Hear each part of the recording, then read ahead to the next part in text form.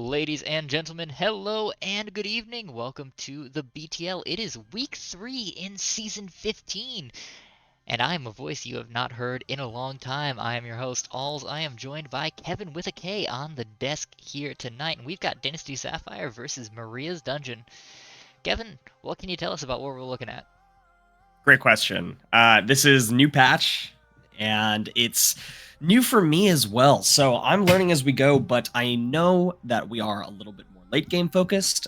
I know that even with Casante's changes, he's really strong, so that ban makes a lot of sense. Talia as well, a great scaling champion that also has a good amount of presence in the mid game, so something you probably want to get rid of. And yeah, I'm gonna love seeing the bans roll out here. I am curious on the Olaf ban. That one was not something I'm expecting. Yeah, Olaf has been a little bit of a strange champion for a long time because it's one of those champions that not everyone loves to play and it slips in and out of the meta, but when you have it in the hands of an Olaf master, it just feels dominant no matter where the meta is. So, not surprised Dynasty Sapphire's taking it away here. Not entirely certain. I do believe we are seeing Soul Lady in the top lane. That's a little surprising. She normally plays mid or support here, so this might be looking to pinch that top lane pool just a little bit. Yeah, I think so. I think that's entirely fine and normal, especially if they're going for some targeted ban options here. That makes plenty of sense to me.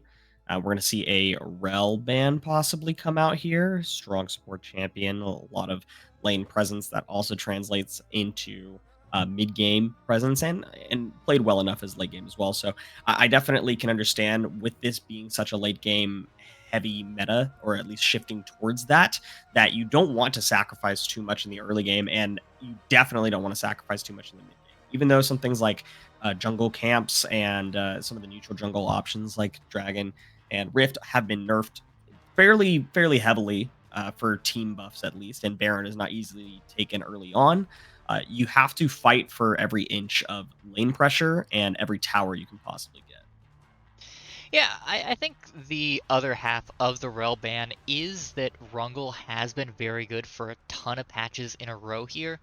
Even if it's getting a couple of nerfs here on the current patch, still plenty of lockdown, plenty of ability, and it opens up the support role for even more engage, or perhaps a slightly different style of sports. Taking that off very early is nice, but we're seeing the Kaisa picked up here super early. She's been in a great spot for the last few patches, so won't be surprised to see that pop off. And it's matched with the Shen here. I have not seen Shen in patches on patches at the highest level of play, and as a former Shen OTP, that's a little sad to me, so I'm glad to see it coming out. Yeah, we'll see how effective it is. Like we talked about with the shift of the game state to a little bit later game meta, you're not losing an insane amount by, let's say, you get counterpicked by something really strong in the top lane. You're not losing out from a lot of that value because you get to maintain that value in those mid game fights and in split push presence just for free. So it totally makes sense. And we get a Seraphine lock in here as well. What can you tell me about that? Yeah, so Seraphine's a nice little flex. It does go into either the mid or support here. I'm a little bit surprised, at the top levels we've been seeing a lot more engaged supports recently, and even percolating down all the way to gold and plat leagues across the amateur scene. We've been seeing a lot of engage, whether that's Nautilus or Alistair, even some of the more fringe engaged champions like the Bard, who kind of flits between multiple roles. But it's rare that we see something like the Karma and the Seraphine in at this level of play. So this is very much comfort here. This is both teams kind of feeling each other out and wanting to choose what they're happiest on. I think that's entirely fine and entirely expected as well. I think that comfort picks ultimately, at the end of the day, as long as they're not entirely detrimental for your team comp, is the most valuable thing that you can do if you're not, trying for some sort of very specific strategy. And I think especially if you're blind picking early on in the pick, uh, it can be kind of a neutral flex option to blind pick because the opponents won't know exactly what type of game plan you're going.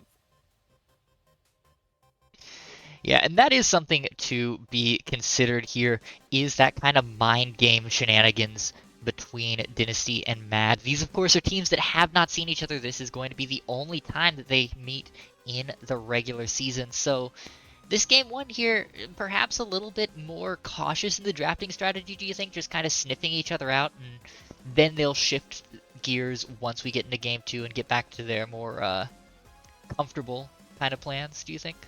Yeah, I think so. And it looks like both teams are fairly confident that mid or at least mid flex is still available, and so going for some more targeted bans around that, I think is totally fine and normal. It's all a very straightforward way to do pick ban. I'm not seeing anything too outlandish or any super hyper oppressive characters getting banned in the second phase. Just more, these are things that we might have to worry about, things that could be really annoying for us to deal with, or specific player bans as player targets as well. Yeah, player targeting is going to be a big thing. This is one of those rare mythical mixed elo leagues, right? So there are some players here that are up in the high diamonds or masters even, and there are a couple that are floating down in mid gold. So it's a very wide disparity of players as we're getting confirmation here that that final missed ban by Maria's Dungeon was in fact Jax taken away. So pinching some of those pools, not a bad idea. Yeah, agreed. I think that's it's a good way to handle it as well. Silas, another one of those characters where if they get out of control can be incredibly difficult for a team to deal with if they don't have any sort of targeted way to hold on to that character. The chains can break, and the character can be truly unleashed. I'm a little bit surprised that Dynasty is the one banning it here because Maria's Dungeon, based on what Dynasty has drafted, doesn't have a lot of great ultimates to steal with that hijack. Whereas Dynasty, looking at the Shen, at the Seraphine, at the Swain, those are some of the most powerful ults that Silas can steal in the game. So that almost feels like potentially, if Empress of Blades could play that champion, that feels like a huge, huge swing and a miss. Makes plenty of sense to me. We're going to see the Graves locked in. Good choice. I think it's just a very strong pick right now. Strong and arguably safe pick, especially if you're focusing on trying to go for more of these aggressive clears. You want to not give up too much of your own, despite counter jungling from laners being heavily nerfed. If you are a jungler that can clear effectively yourself, it opens up a lot of what you can do on the map, and especially not having to worry about your own areas getting cleared. There's a lot of counter jungling options as well. I think Graves is just a good choice for that, and a safe choice overall. Yeah, Nukes has also been fairly comfortable on Graves. We've seen Nukes a few seasons in a row here at BTL, and they've always kind of had the same energy on this Graves where they've done quite well on it. The only exception being the couple of times where they had the misfortune of playing into Mgudis or TSM Hoarder on last season's FFZ, which was just so incredibly dominant for so many reasons. But outside of that, Nukes is one of the highest ranked players in BTL and has always shown on this champ, so a little bit surprising that it got all the way to Red 4 here, but Maria's Dungeon is not going to complain. Absolutely, yep. And this is probably why we were seeing the Silas ban come out. It was more of a preemptive, just in case, because we don't have that final option. We want to lock in something strong, and we don't want you to have to deal with it. So Malphite being locked in as one of the strongest options right now. I mean, just overall very strong character for team fighting. For well, you know what? Let's just leave it at that. Honestly, it's just a good character that can scale really well, can be incredibly impactful in the mid and late game. So banning the Silas to ensure that you cannot steal a Malphite ultimate is normal, expected. Yeah, I'm a little bit scared for the Malphite here, though, because there's not really a backline in the way you'd normally expect a backline to be.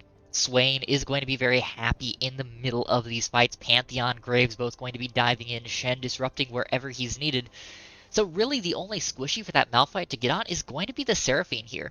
If Maria's Dungeon had picked like a standard ADC, I think this would have been much better, but that Swain being rotated into the ADC role, I think has juked Dynasty very well.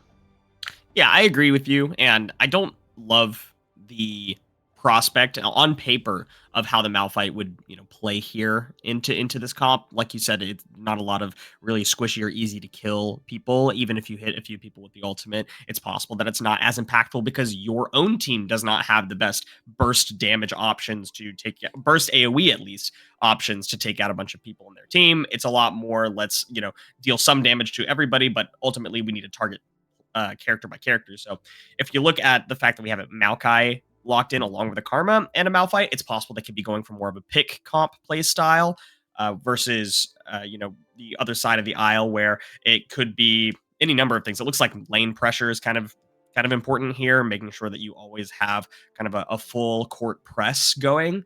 At least in the mid and late game, you want to make sure that you are pushing your side lanes with Shen. You want to make sure that you're not losing any specific character early on, and you have a pretty strong team fight. So basically, getting vision, I think, is going to be crucial for both teams, as in any game. Yeah, vision definitely the name of the game here. I think that Dynasty's going to have a little bit of an easier time with that because Karma at least has some good self-shielding abilities and a whole lot of movement speed to get out of any kind of engagements, especially if she has the Maokai kind of shadowing her. Whereas Grave Seraphine, that would be much more of a kill squad here for the side of Maria's Dungeon, or in fact, as it looks like as we're moving into the client draft section here, it might even be Graves Swain, with that Swain going into the support role. Okay, here we go. Interesting, interesting. All right, I see. So, how do you feel about that additional level of flex here from Maria's Dungeon, moving that Seraphine to an AP carry role? Um, Surprising, at least for Dynasty's sake, surprising. It's not something that I think anybody would have anticipated from the get, but Seraphine Swain Lane is just, I mean, it's something that you just can't easily push out. It's something you can't easily fight. And so it's just kind of I would call it maybe a strong side lane. Very fair. And if nothing else, it could just be player preference here. The True. Seraphine might just go the support item anyway and let Swain take all the minions. So we'll have to see how that plays out in game. But as we start ticking down to the spectator delay here, Kevin, any final thoughts as we look at the final pick orders? What's jumping out at you? What do you think the early pressure is going to be like? And which of these teams do you think is going to take game one? Let's start with basic lane matchups. Malphite Shen. That's a nothing lane. It's a nothing burger of a lane. Shen's going to shove if Malphite gives the space for him to do so, and if Malphite does not give him the space to do so, and like keeping very aggressively played up there, Graves is going to clear a lot faster than Maokai. So you can bet that there's going to be some pressure up there, just if for no other reason to get your Shen an early lead, make them a little bit less killable, and allow them to play the rest of the game by themselves if they want to.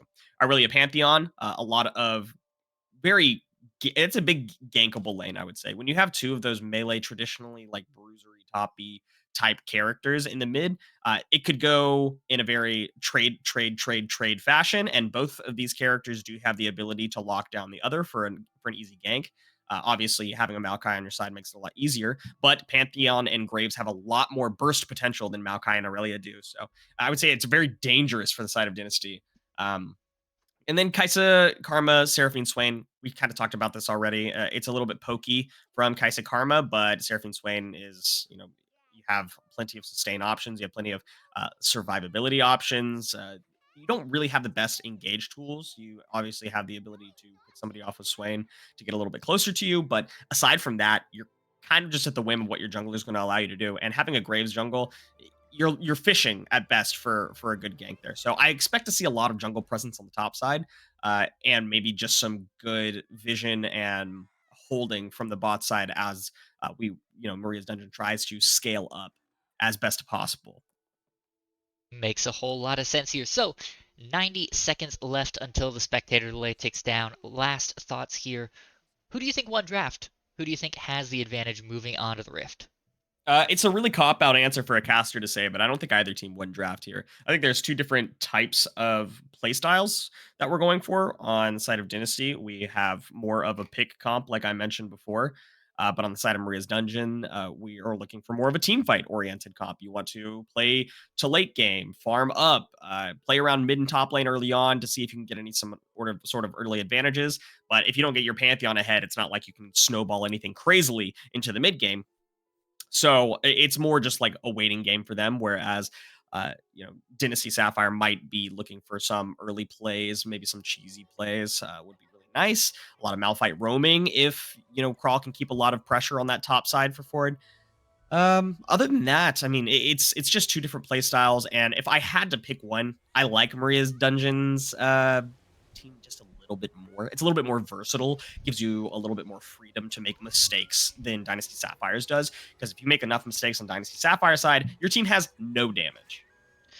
Well, we'll certainly have to see if those predictions move on to the Rift here and get proven true or false. But we are going to step aside for just a couple of moments here as we load onto the Rift. When we come back, Dynasty Sapphire and Maria's Dungeon take each other on in BTL Season 15, Week 3.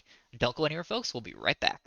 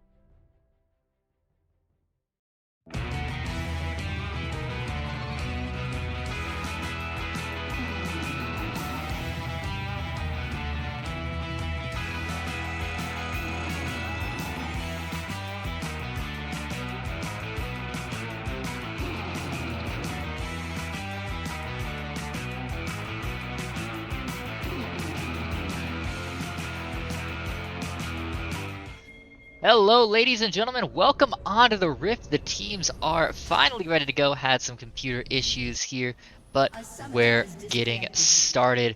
Dynasty Sapphire on the blue, Maria's Dungeon on the red. Maria's Dungeon, I believe, is undefeated here in BTL play, so this is a match that has a whole lot of significance for the top side of the standings. Yeah, just looking at the summoner spells, we can kind of confirm a lot of the things we talked about in Champ Select. Let's first talk about the side of Maria's Dungeon. We have the Pantheon running Ignite in the mid lane. We're expecting to see a lot of action there, a lot of pressure there. So it does not surprise to be running Ignite there. We have Ignite on the Swain, so they are going to be looking for pick fights if they can find them. But otherwise, they're not worried about getting engaged on in any way. So they're not running teleport, not running heal, they're not running cleanse, they're not running anything else like that. So a teleport coming out makes a lot of sense from the Seraphine as well. Just trying to keep lane pressure and trying to make sure you don't fall behind. And so yes, get that scaling, get the items that you need. And then if you switch it over to the side of Dynasty Sapphire, teleport on the Irelia. Of course, you were worried about possibly dying early, but more than that, you're fairly certain that you're not going to win the 2v2 in Maokai Irelia versus Pantheon Graves. And so you just run teleport because you're not looking to fight necessarily at any given time. You're looking to push once you get to that time where Pantheon isn't going to terrify the absolute living everything out of you. And then looking to roam. And then, yeah, of course, cleanse and exhaust. You are terrified of getting engaged on by a roaming Pantheon. Yeah, roaming Pantheon is absolutely terrifying, especially once you hit that level 6 point and can just ult in from very, very short roam timers here. Is there any chance that we see a hyper-aggressive early game to try and get these lanes to a point where a Pantheon roam isn't scary anymore? Interesting that you say that, as Empress of Blades goes down to 1 health. I would hope to see that. However, Empress is not playing to the caliber or I don't want to even say caliber because it's not a skill issue. They're not playing the win condition for that to work out. Taking that early loss of your teleport, having to come back to lane and your lane's getting slow shoved in, means that a lot of that pressure that you want to have on the Pantheon, you're at a level, you're a disadvantage, you're going to be at a CS disadvantage. Actually, maybe not at this point, how the rest of this plays out, but you're behind in tempo, that's for sure. So I don't think that's going to work out how they want it to, but you can see a lot of aggressive play in the bot lane to try to keep that being the strong side and disallow the ability for Nuke to come in and make some issues happen. Yeah, as you were saying, that's a really unfortunate misplay from Empress. Yeah, they didn't give over first blood, but they lose that TP, and that's really important in the early game here because you want to get a nice little cheater recall off. You want to get some good items out of it, and instead, all they got was a refill pot. That's basically worthless into a Pantheon, which has so much poke that you can burn through those charges almost instantaneously. Yep, and as you're talking about that, Empress is shoving the lane back to XPO, but nothing is really going to be made of that. And you, of course, you want to shove it back to the point where XPO cannot go for a freeze. And you did that successfully, but XPO just wants to shove and probably recall for an early item if possible, as Nukes gets this scuttle. If they can't find the gank mid here, which it doesn't look like they're going to be able to, we're going to be seeing a cross back over to the top side for Nukes to put pressure on that scuttle, if I had to imagine, or possibly a counter gank on the bot side if Brawl chooses to commit here. And commit is what bot lane is doing for Dynasty Sapphire. Prey X flashes, gets the kill, and I don't believe we are for long on the Swain either, as they do get one traded back out, but Strength Theocracy live, gonna finish shoving out that lane and then recalling. Yeah, that's a nice play here by the bot lane of Dynasty Sapphire, picking up those early 2 kills. It is a little bit unfortunate that Prey goes down, but still an early double kill for this Kai'Sa. That's a lot of gold in pocket. The early Nuke Quiver is going to give them so much pressure, and that was without the jungler. Brawl, who was a little bit behind and remains behind in tempo, didn't have to burn anything to make that happen, so that feels good for the Maokai here. Yep, and you can see that is a really dangerous jump in from XPO, but they weren't ready to bounce on that. I was going to say, you see for Crawl that they are going to be looking for something on the mid lane, but didn't quite make anything happen. The lane position, just wasn't in the spot for it. And I'm not sure if it comes from the early tempo disadvantage or possibly just not being prepared for your jungler's pressure there. But Empress has not been balancing the waves in a way that's conducive to XPO getting pressured out. So XPO remains in a good spot for CS. Hasn't even had to recall yet, but as soon as they go back, they're going to have something big to come back to lane with, fight with, pressure your laner out, and then free roam potential Pantheon, as level 6 is just around the corner. Yeah, XPO has been a very consistent player in BTL for a long time on a variety of teams, so it's not surprising to see them stand out here, doing quite well in the mid lane for themselves, and getting that Saria to Dirk. As you mentioned, that's a huge power spike here in the early game, matched by the Graves as well, means that on this bot side of the map, they're going to have a ton of pressure around this Drake that Crawl and company are not going to be able to match anytime soon. I wouldn't be surprised if they pick that up very early on here to really start turning up that tempo and finding new win conditions towards the mid and late game. Yep, and confirming what we talked about earlier as well. Top lane being a nothing burger, Ford has an XP advantage, just barely. And actually, it doesn't even look like that's the case. It's just the lane state right now having a slow shove back towards Soul Lady. I don't know if there's going to be any sort of action happening there. The topside pressure that I was thinking that we're going to be going for is not planning out in the way that we expected it to. However, the bot side pressure that we expected to see from Dynasty Sapphire does not seem to be pressured the way that they wanted it to. The double kill that they had early. It's easy enough for a Seraphine Swain to shove you in, and then they get free pressure on Dragon and the entire bot area. Yeah, and this does come down a little bit to how well Expo and Nukes have been able to kind of control the mid space on the map here. Empress of Blades has just really struggled in this mid lane, and with Crawl being pushed out, being out-tempoed, being out-rotated to a lot of these fights, it's been very difficult for them to get anything meaningful there. And without those two players being released to move around the map, you can't really find anything to take advantage of these early bot lane wins. Can't disagree with you there. We're going to be seeing a little bit of reset of neutral here, as Nukes is going to be looking for a recall, holding down on the bot side just to pressure a potential counter gank in case Crawl decides to go for something. However, as I'm talking about that, Expo is taking a big fight with Empress, and with the Ignite down, I was surprised to see the flash away. Getting that stun might have secured your death, but I think you had enough resistance to battle that one out a little bit longer. Unfortunately, Expo loses both summoners. Empress remains with Flash alive and possibly pressure in that lane if Crawl sticks around. Yeah, Crawl's not level 6 though, so there's no Nature's Grasp going to be coming out, and I think that's going to give Expo just enough time to get out of here. In fact, canceling the back, but there's no Crawl. There's no way for Empress to take this. This is another win for the Pantheon. Boy, this mid lane is looking worse and worse for Dynasty. Yeah, my heart hurts as a jungle main, by the way, that Crawl is still level 5. Nukes just now hit level 6, as the top and mid laners have been level 7 for so long. These jungle changes just make my heart hurt just a tiny bit. Yeah, Nukes may be down in XP, but they're definitely making up for it in pressure. Got the early Drake uncontested, going to get this early Rift Herald with no issues. So they're definitely still flexing the muscles of the junglers here, despite the changes making life oh so miserable. I don't disagree with you at all. And Nukes is making the best of a bad situation because Graves has great clearing power. You can maintain a level advantage on your opponent, and that will also translate into a tempo advantage as Drake and Herald both go down for the side of Maria's dungeon. Yeah, now the question becomes, where does Nuke drop this Rift Herald? Because that's a huge influx of gold into whatever champion or lane he prefers here. You'd almost expect it to go into Expo here, who's been so dominant and just powerful, cutting down Empress of Blades and getting that gold onto the roamer, making him even more powerful and able to affect the side lanes would be good. But on the other hand, Pixel and Charybdis, they have the kill, they have the gold right now, so it wouldn't be entirely surprising to see it go to them either. We're about to see two fights happening here, one in the mid lane, one in the bot, and it looks like bot's going to reset as Crawl comes for a gank onto Expo, knocks him back. Empress is also laying down the damage.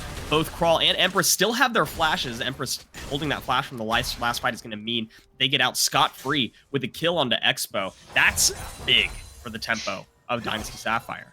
Yeah, sorely needed for this squad. Yeah, they got the double kill in the bot lane, but they hadn't done anything since. So finding a little bit of gold here and slowing down Expo, more importantly, is very nice. Plus, it's nice to see Crawl finally getting out on the map and doing something.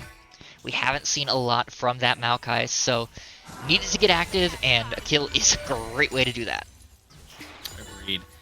Coming out from Empress is a Vamp Scepter, and have the steel-plated boots as well. That's going to be really, really annoying for Expo to deal with. I think even with the items that Expo has, I don't think the pressure is going to be enough to deal with the sustain on the side of Empress. And I think we kind of just gotta look for roams now. You hard shove and don't try to fight. Don't even try to use your mana to poke out your enemy later. Yeah, interesting choice by Expo as well to sell the Serrated Dirk in favor of that Iron Spike Whip and boots. It's a little bit gold inefficient, but it gives that extra clear speed so that you can shove and roam as quickly as you want here.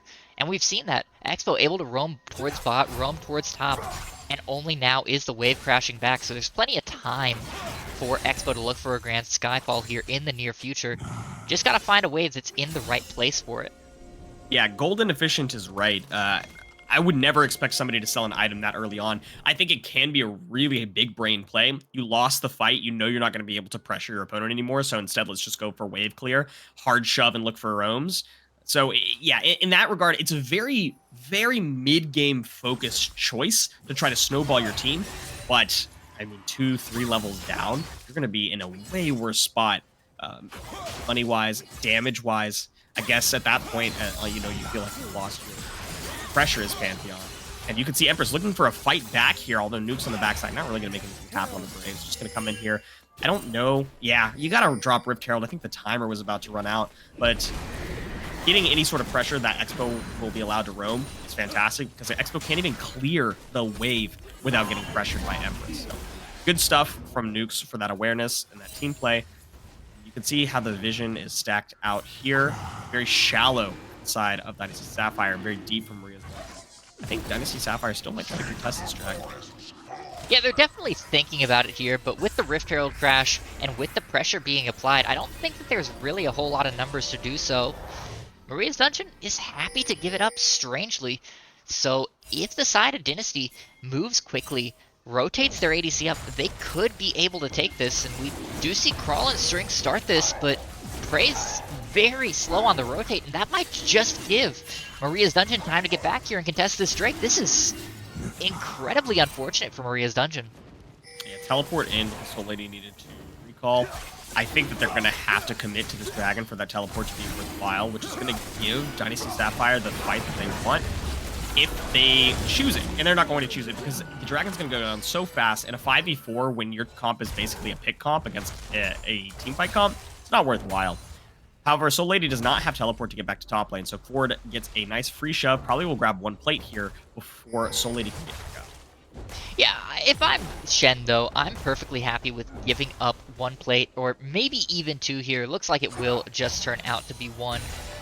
But that's only a little bit of gold. It's onto a Malphite who doesn't really care what kind of items he has anyway. You've got the ultimates you can still match in the side lane, and your team now has 10 minutes until a Chemtech Soul, which is an incredibly powerful teamfight soul, especially on champions like Swain and Seraphine that can survive deceptively long at low health. Yeah, that's going to be kind of disgusting to see if it comes to that point without a contested dragon. I hope we don't get to that point. Well, Dynasty has to start thinking about what the next move is. 4 minutes until the Drakes that will be Soul Point. Crawl down nearly 30 CS at this point to Nukes, who has just been all over the map. And now looking to find Empress of Blades here. The stun comes down, but a two-man blade from the Aurelia will cause the disengage. Now Maokai has rejoined the fight, but I'm not sure that they have enough here. This is very dangerous. Yeah, they're going to stop that one. But as we're talking about that, Charybdis gets a kill onto String Theocracy as Prex decides to run away. That's another kill onto Maria's Dungeon, both onto Charybdis, which is probably not the best thing if you want an AP carry out of Pixel Wolf. But in any case, good pressure And you have to wonder from the pick ban, from character select. I'm gonna stop talking. There's a whole other fight happening down here. Yeah, Frey in trouble. Wow, that's a 450 gold shutdown. At this point, I think you call the Swain the AP carry with 3 kills, with a ton of gold in pocket. Support item or no, he's the real threat. Gonna pick up Crawl here as well. Almost certainly one more blast will do it. No, just barely survives there. Good grief. But it's Expo who picks up a kill in the mid lane. Empress of Blades. That's their first death, kind of surprisingly here. But Expo finally getting value out of all the pressure that they've gotten. The fights don't stop though. Ford in trouble, has the unstoppable force, but doesn't have the mana for it, so is forced to flash away in the top side. Action, action, action. Ford has to recall here. Having teleport alive is going to mean that they can get back to lane very nicely. But what we didn't really get to see a whole lot of was Expo versus Empress in that middle lane. Expo, I believe, from a previous fight or from just naturally fighting in lane, had gotten Empress to about half health, maybe a little bit lower, which allows Expo, even with that gold disadvantage, to dive and take out Empress because you can't really do too much with the items that you currently are sitting on. Even with a little bit of defensive, a little bit of sustain, Pantheon's burst potential is just too high. So getting to see that Crawl was in the bot lane allowed Expo to go for a free kill onto Empress, and Empress just did not respect what Expo had to bring. Yeah, now we see the ult from Expo onto the bot side, forces the immediate flash out of Prey here. The extended ult from Seraphine will hit, forces the immediate cleanse. The Kaisa is alive, but that's an expensive survival from this bot lane. Costs the flash, costs the cleanse. Expo's ult's going to be up a whole lot sooner than any of that will be. Not to mention, they just got back to lane, so that's a big tempo disadvantage for bot as well. Yeah, nearly a chance for this Dynasty squad to pick up something on the backside as Expo rotated in a little bit of a strange manner there. Very bold walking into Crawl, but not collapsed upon by Empress, no punish, and this Pantheon has made up a lot of the tempo that they lost with the sale of that item. Absolutely. Dancing around here, trying to get some vision pressure. A lot of vision pressure for Dynasty Sapphire, despite being down just a little bit of gold, a little bit of tempo. But the vision pressure is going to allow them a lot of area, a lot of space that they get to take around mid. Even with nukes coming around the backside, nukes is going to have to back up unless they get picked. And Pants is exactly the case. Yeah, the Stand United does come down, but that might not be in time. Nuke's blown up on the backside already. Expo's very low as well and will fall. It's just Soul Lady left, but there's nowhere near enough damage. I don't think Swain and Seraphine can turn this around, so they'll be forced to run. That's a 3-for-0 here with Drake spawning in just a few moments here, Kevin. That's a big, desperately needed win for this Dynasty squad.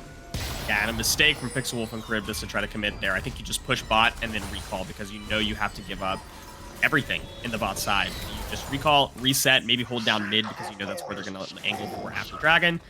But ultimately, really tragic to see. The one win condition that Dynasty Sapphire has, and we talked about this in Champs League, is the picks. Being able to get vision down and get picks early, and that's exactly what they did. It wasn't as early as you would have hoped for, but Maria's Dungeon wasn't prepared for it.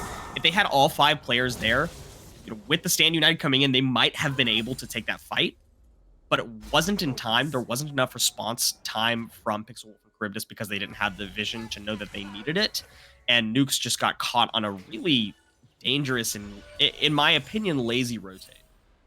Yeah, and you can't really fault Pixelwolf and Charybdis for doing what they did there because that turret was so low, because it was just Prey, and because they had a good idea of where everybody else was. It felt like a good call at the time, but just expensive on the backside. They are going to get 2 turrets out of the resulting resets.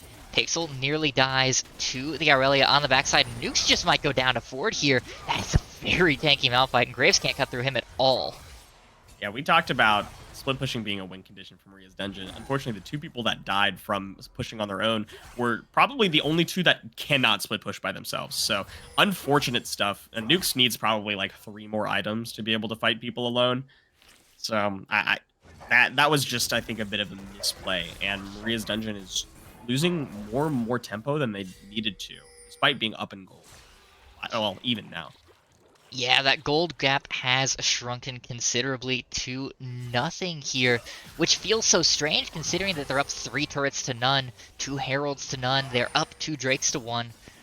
But A large chunk of the reason that gold gap is nothing is on the back of Ford, who, with all the roaming that Maria's had to do, Soul Lady, is up nearly 40 CS. This Malphite, nearly at 2 items complete, is enormous at the moment.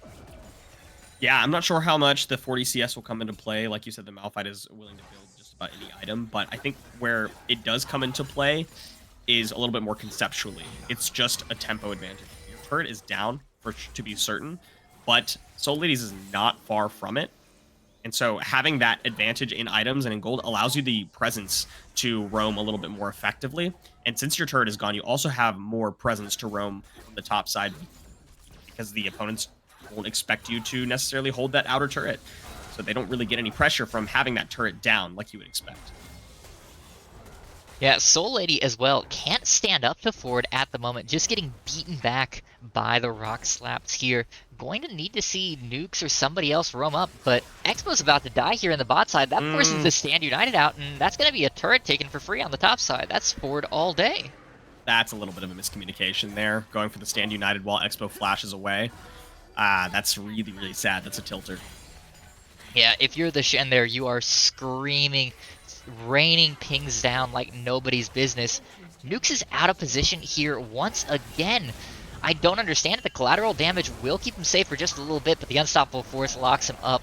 Malphite ult confirms the kill, and Nukes is gone. Prey picks that up, and with Shen locked on the bot side, with the jungler down, could this be a Baron angle here, Kevin? It's not going to be easy to take, especially with the characters that Dynasty Sapphire has. Sure, Prey is around and available, but this is not going to be fast by any means. Well, they're certainly trying. Down under 12k is the Baron, and going quickly. Kai'Sa passive does a fair bit of work, but Charybdis has the ultimate available. Pixel Wolf has the ultimate. They're zoning away Empress. They're keeping this fight fairly even. And now Empress is caught out. Lockdown 4v1 on the bot side of this fight will be shut down, but the Baron is taken, so that's a good trade for Dynasty if they can get out. Charybdis flashing forward helps land the ultimate onto a double kill now for the Pantheon. 3 kills picked up at just the cost of Pixel Wolf. And Baron or no, that feels like a bit of tempo back in the pockets of Maria's dungeon here. Yeah, that was also just a bit of a misplay. They had the right idea. Empress teleported into that ward on the top side of mid lane, just in that bush. Had plenty of time to run to collect with their team at the Baron, but instead chose to hang around Pixel Brush to pressure the opponents away. What they didn't expect was for Soul Lady to teleport behind them in mid lane, and then Empress got collapsed on when they could have been with their team, taken a stronger fight with the advantage of having not only vision, but having the Baron presence and threat. And unfortunately, what happened is that's basically a net even trade right there. You lost 3 for 1, and you only have 2 characters with a Baron alive. So you no longer get a lot of split push presence that you would hope that Ford could bring. Yeah, they're going to likely get this mid turret at least, but just breaking outers with Baron feels so bad. You need so much more if you're going to make it valuable. They're going to at least pick up Expo here, who at this point cannot trade with the Aurelia at all. Good grief, Kevin. Yep, Dragon's going to go their way as well, and unfortunately Soul Lady and Nukes are not prepared for this because they are not pressuring forward the way that they possibly could be at this point. So they're just going to be recalling, and big tempo still going in the way of Dynasty Sapphire. Maria's Dragons really got to find something in their favor here because they are slowly getting pushed further and further out from their gold, and they need a few more items to really effectively team fight because power spikes are huge for Dynasty Sapphire. Yeah, and we're starting to fall into a bit of a weird lull point for this Maria's Dungeon team. Pantheon, so impressive in the early game before you get to that 2-item point. And then on the other side of it, Seraphine, Graves, Shen, all very good once you hit 4 or 5 items. But right now, in this 2-3-item point, it's Dynasty all the way. The Malphite looks incredible. The Aurelia coming into their own massively. The Kai'Sa is going to start really coming online, so they really just need to play safe and level it out here for, I'd say, 10 to 15,000 gold. I don't disagree with you. And Aulz, let me direct your attention back to where this all started. It was the single pick from Nukes making a lazy rotation around that Dragon side pixel brush where a crawl was set up. The side of Dynasty Sapphire had all the vision that they needed, and they played their win condition one time, and then have snowballed the tempo from there. And I'm not saying that they snowballed the lead necessarily. There's been some misplays here and there, but the tempo has not fallen away from the side of Dynasty Sapphire since. Yeah, there have been a couple of snafus, of course. The play around the Baron wasn't great, all things considered, but as you said, they kept the pressure up. Yeah, the Baron went down, but they found another kill onto Expo. They got another Drake. They got a couple of turrets on the backside. What has Maria's Dungeon done in the interim? They've caught some waves.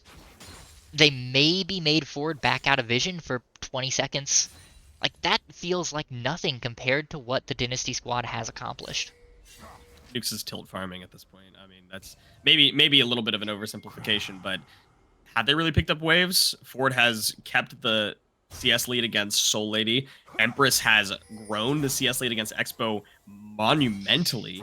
And bot lane has remained stagnant to where it was before, with no advantage going one way or the other. And Prey is scaling. Yeah, but as you said, Nukes is not in a great position this game. They're not doing well or potentially on their right mental, because Nukes is, bar none, the highest ranked player in this lobby by a long shot.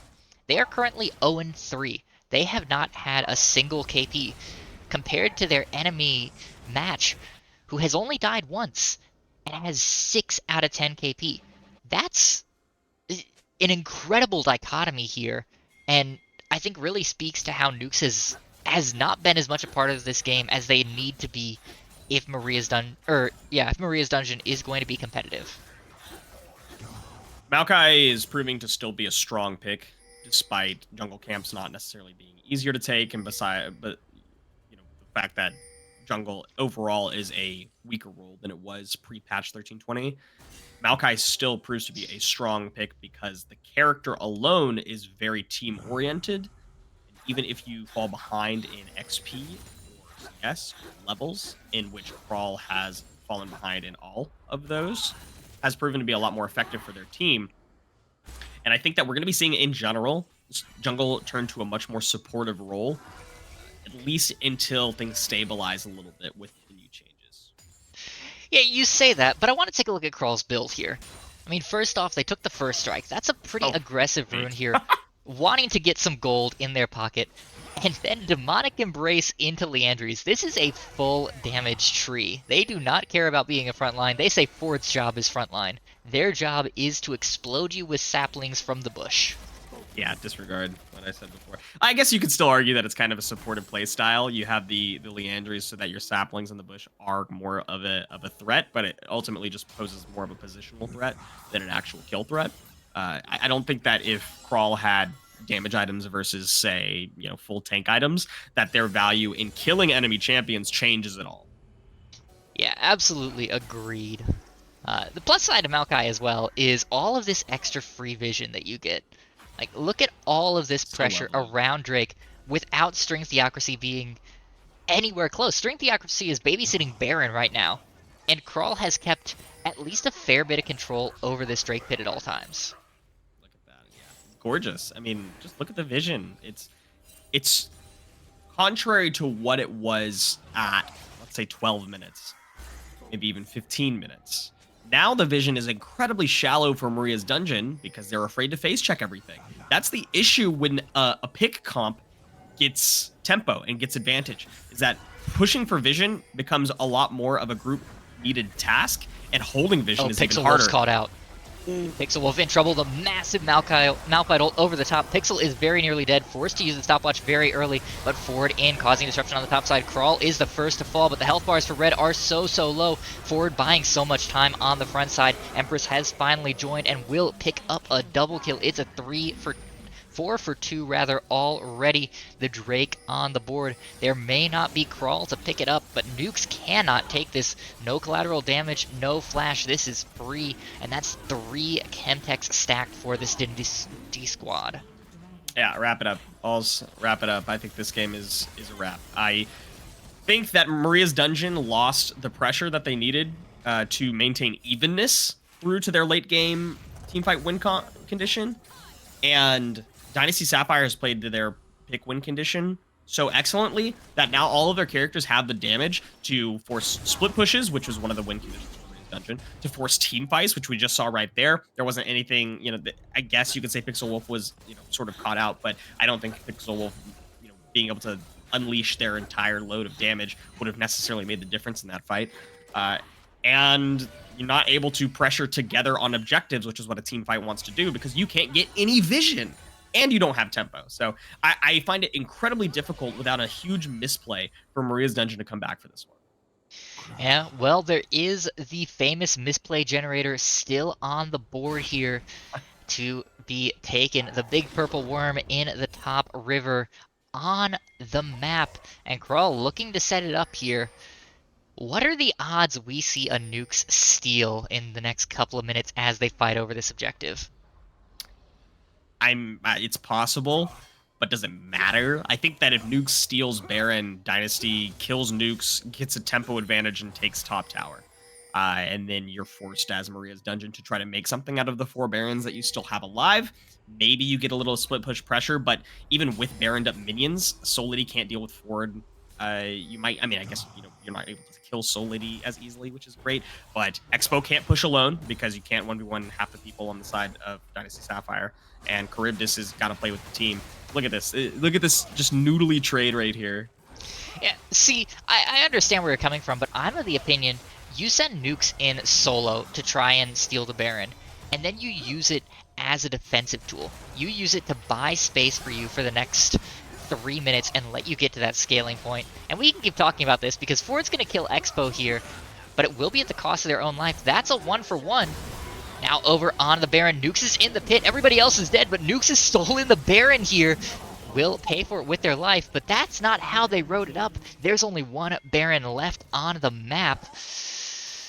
I think you're right, Kevin. I think this is the game.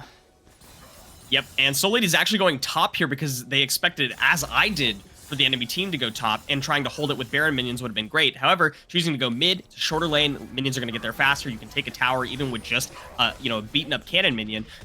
I don't think that the Baroned up minions that are possibly going to be coming to mid are going to come here nearly quick enough, and that inhibitor is for sure going down.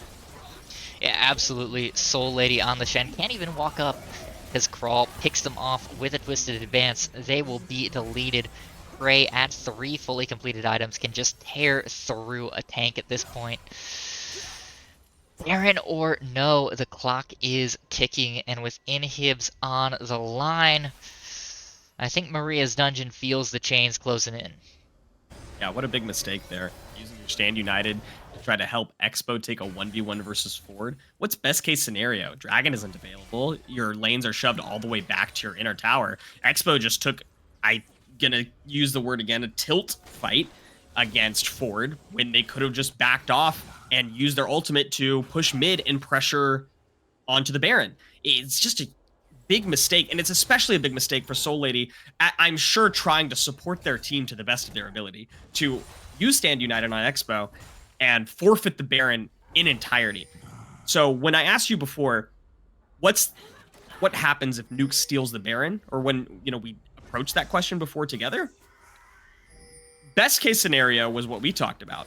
That was arguably one of the worst case scenarios with a successful steal. You lost 4 players, and you have 1 Baron alive that ultimately cannot make use of it alone. So now you're trying to become the pick comp that you sought to destroy.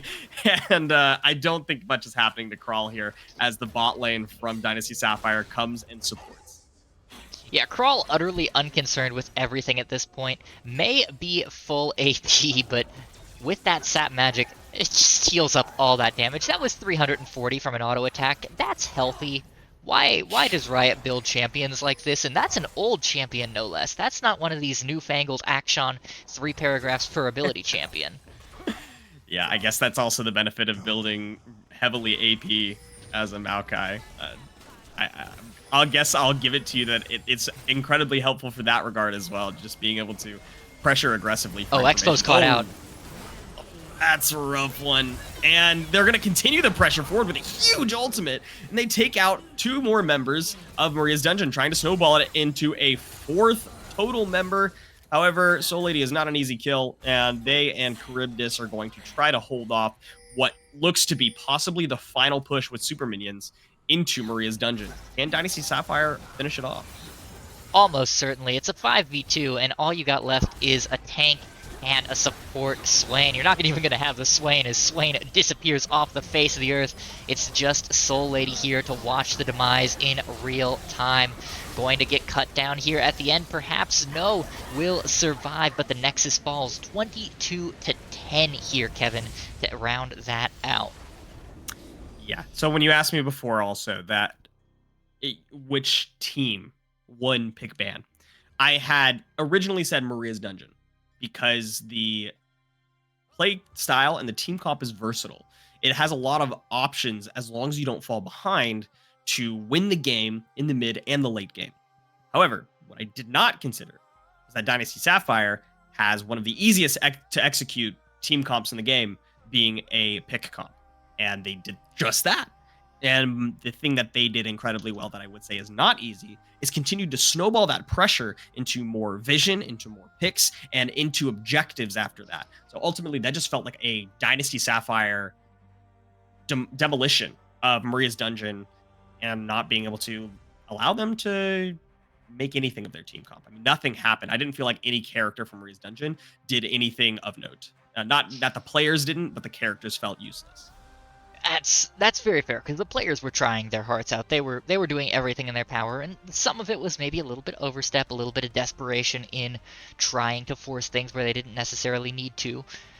But either way, the question becomes, what changes in draft for Maria's Dungeon to win? Because right now they seem, I'm not going to say aimless, but it definitely feels like after getting demolished so soundly at all stages of the game, their heads aren't in it as well anymore.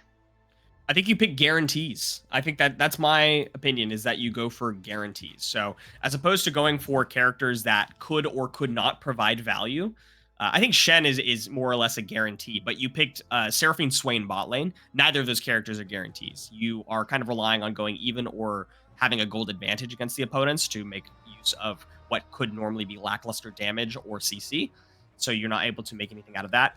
And you have a team comp that's based around team fighting, which if you fall behind, if you can't force team fights before the enemies get power spikes, you're just going to continue to lose fights. And that all of the characters from the side of Maria's Dungeon fall really hard when they cannot keep up in any case. So I say, if you want to keep the Shen and keep that playstyle alive, like the potential split push, but ultimately team fight playstyle, then you go for a more traditional AD carry or bot lane playstyle. Pick a Jinx, pick a Vayne. I mean, pick a Caitlyn even. Getting some guaranteed lane pressure is really nice, and having some options in the mid game with a 2-item power spike can be great. Pick a Ziggs if you want an AP carry. I mean, there's plenty more options that give you more of a late game guarantee or a power spike guaranteed than Seraphine. I think even Swain could be a totally fine pick. And Pantheon, I think, was also a really good, strong pick that wasn't like a safe non-guarantee pick. You got a lot of what you wanted to get out of the Pantheon. It's just that you didn't have the characters on the rest of Maria's Dungeon to back up what Pantheon wanted to deliver. Even if you got like some gold advantage in the bot lane by using your roams, you don't exactly have the most snowbally characters in Seraphine and Swain. So I think you go for more guarantees, like I mentioned. Well, we'll certainly have to see if they take your advice. Plenty of things to clean up for Maria's Dungeon. Plenty to celebrate for Dynasty Sapphire. Game 2 on your screens in just a few minutes, folks. So don't go anywhere, because we'll be right back.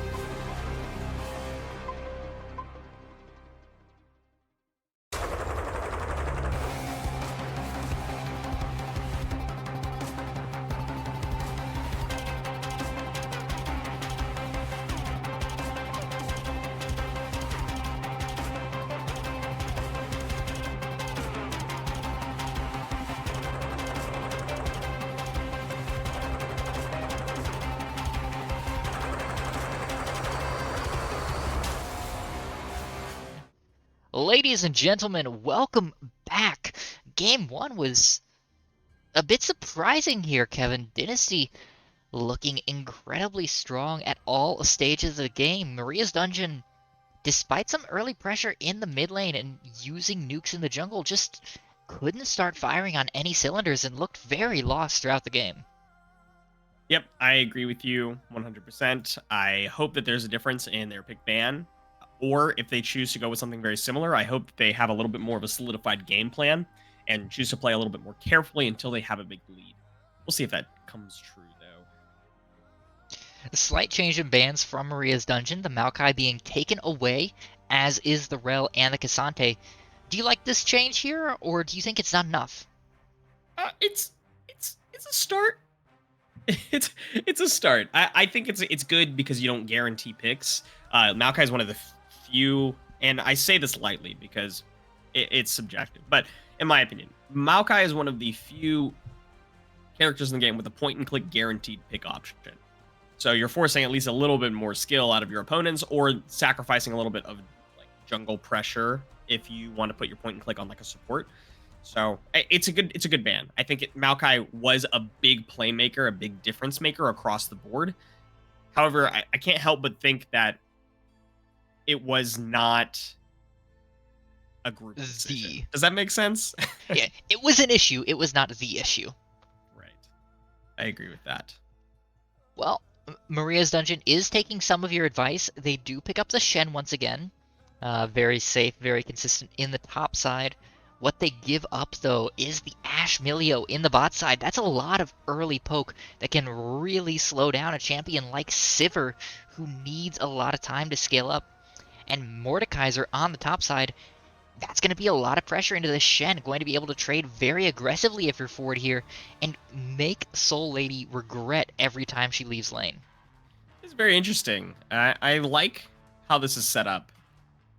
I like the Milio pick. And just to be clear, because I want to make sure myself, Dynasty Sapphire is remaining on the blue side. Correct. Yes, they have chosen not to change sides here. Okay. Then yeah, I like the Ashe Milio option. It's a really safe bot lane that also still provides you a lot of pick opportunity. And it seems to be it's a strong win condition, right? It's a strong and a very simple win condition that a lot of characters can allow you to play into.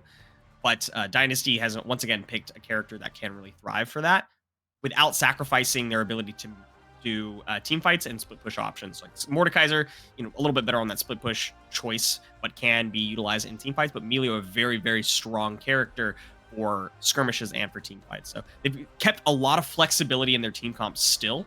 However, the one thing that they could possibly lack, again, this concerns me greatly, is damage. It's very possible that they can get to a point where their team deals 0 damage if not careful.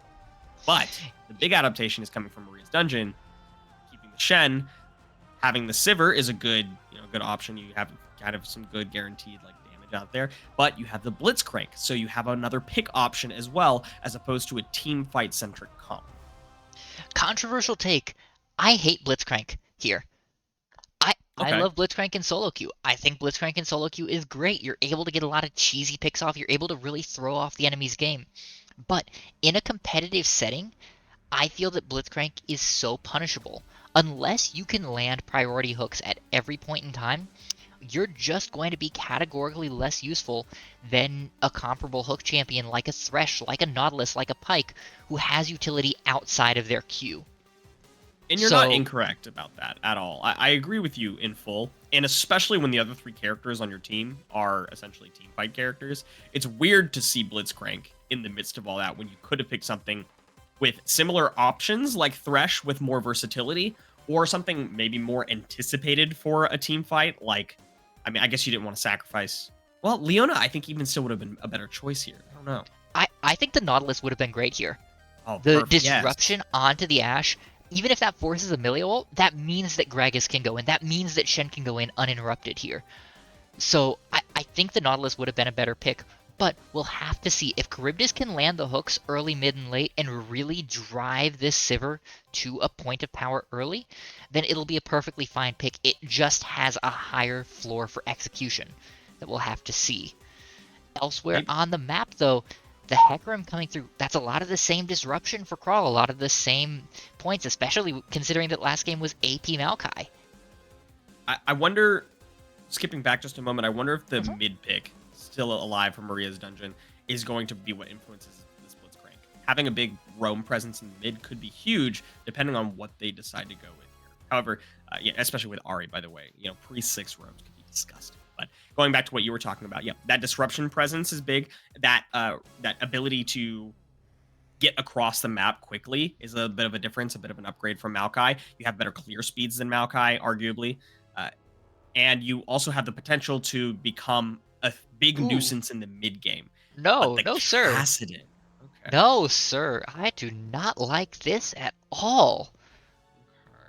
That's so much late game from Maria's Dungeon. They have absolutely nothing pre 11 at least.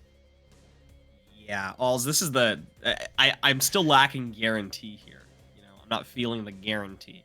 Cassidon is the only thing I could even maybe consider as a guarantee, but you have to guarantee getting to 40 minutes, and maybe that's an exaggeration, but 35 minutes. You have to guarantee getting to that point without your team falling absurdly behind, and that's not enough of a guarantee in my opinion, especially I, when the rest of your team comp's a little bit discombobulated.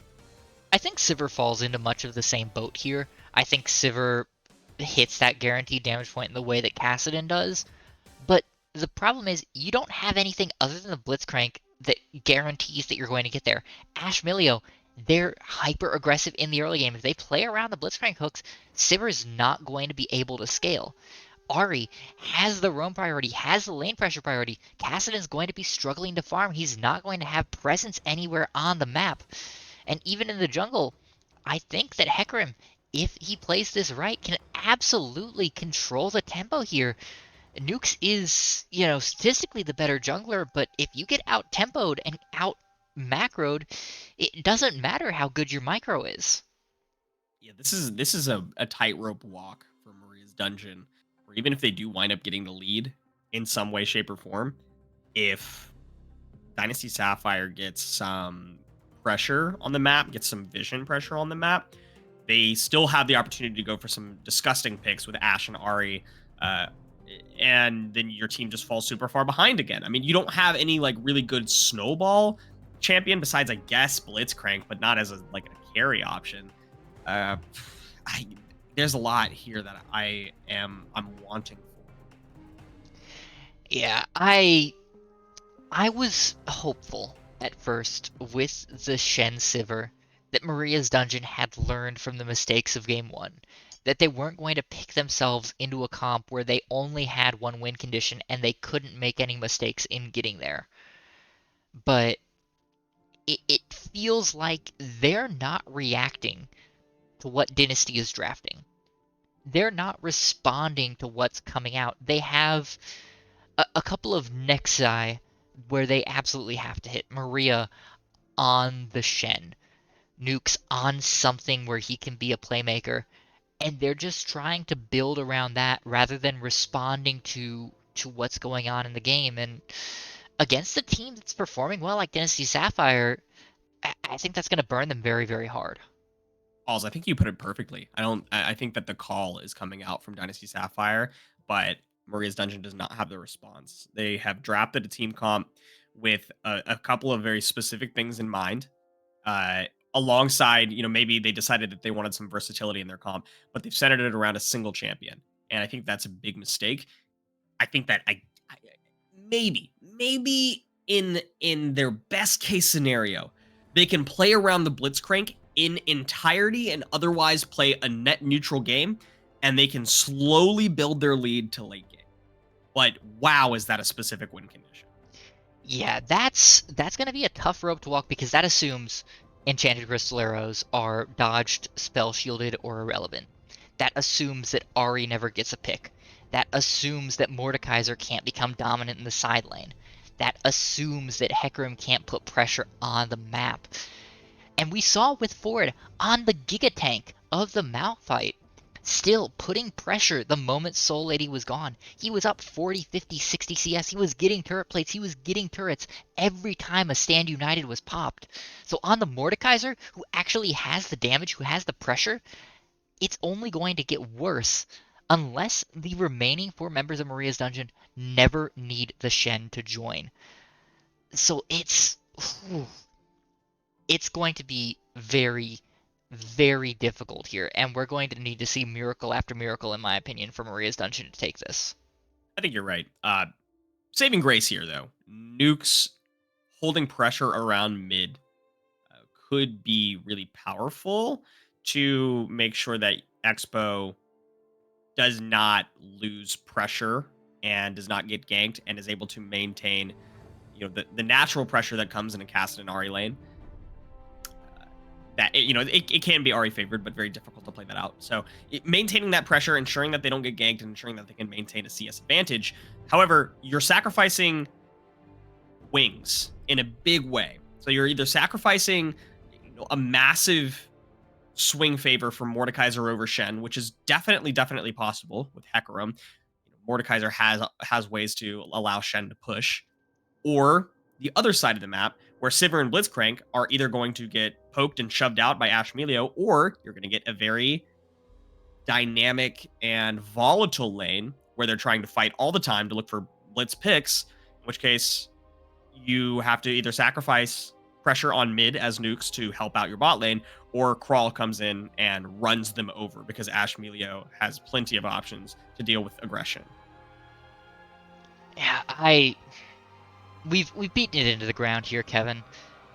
It's going to be difficult for Maria's Dungeon to win this, but if they can win this and prove that they can win playing to the tempo and the game style that they want without regard to what the enemy team decides to play, I mean, that's a big point in their favor. For Dynasty Sapphire here, you just gotta show up. You're taking on the top team in the league right now. This is an undefeated Maria's Dungeon team.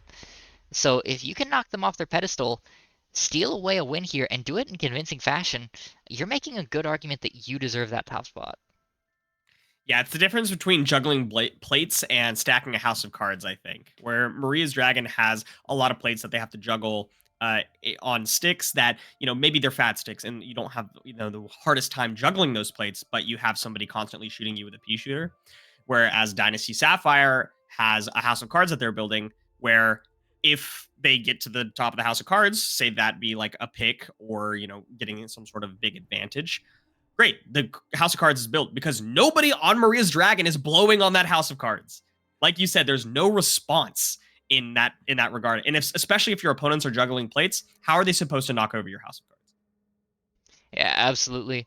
Well, I think it is time for us to step aside here, Kevin. Unless you have any final thoughts you'd like to share with our lovely viewers, I believe it is time for us to wait for spectator delay and get onto the Rift for game number 2 here. Yep. And with all due respect to the teams, I have nothing else to say. Alrighty, folks. Well, don't change that channel because barring any computer delays or issues from these teams, we'll be back on your screen with game number 2 in about 3 minutes. We'll be right back.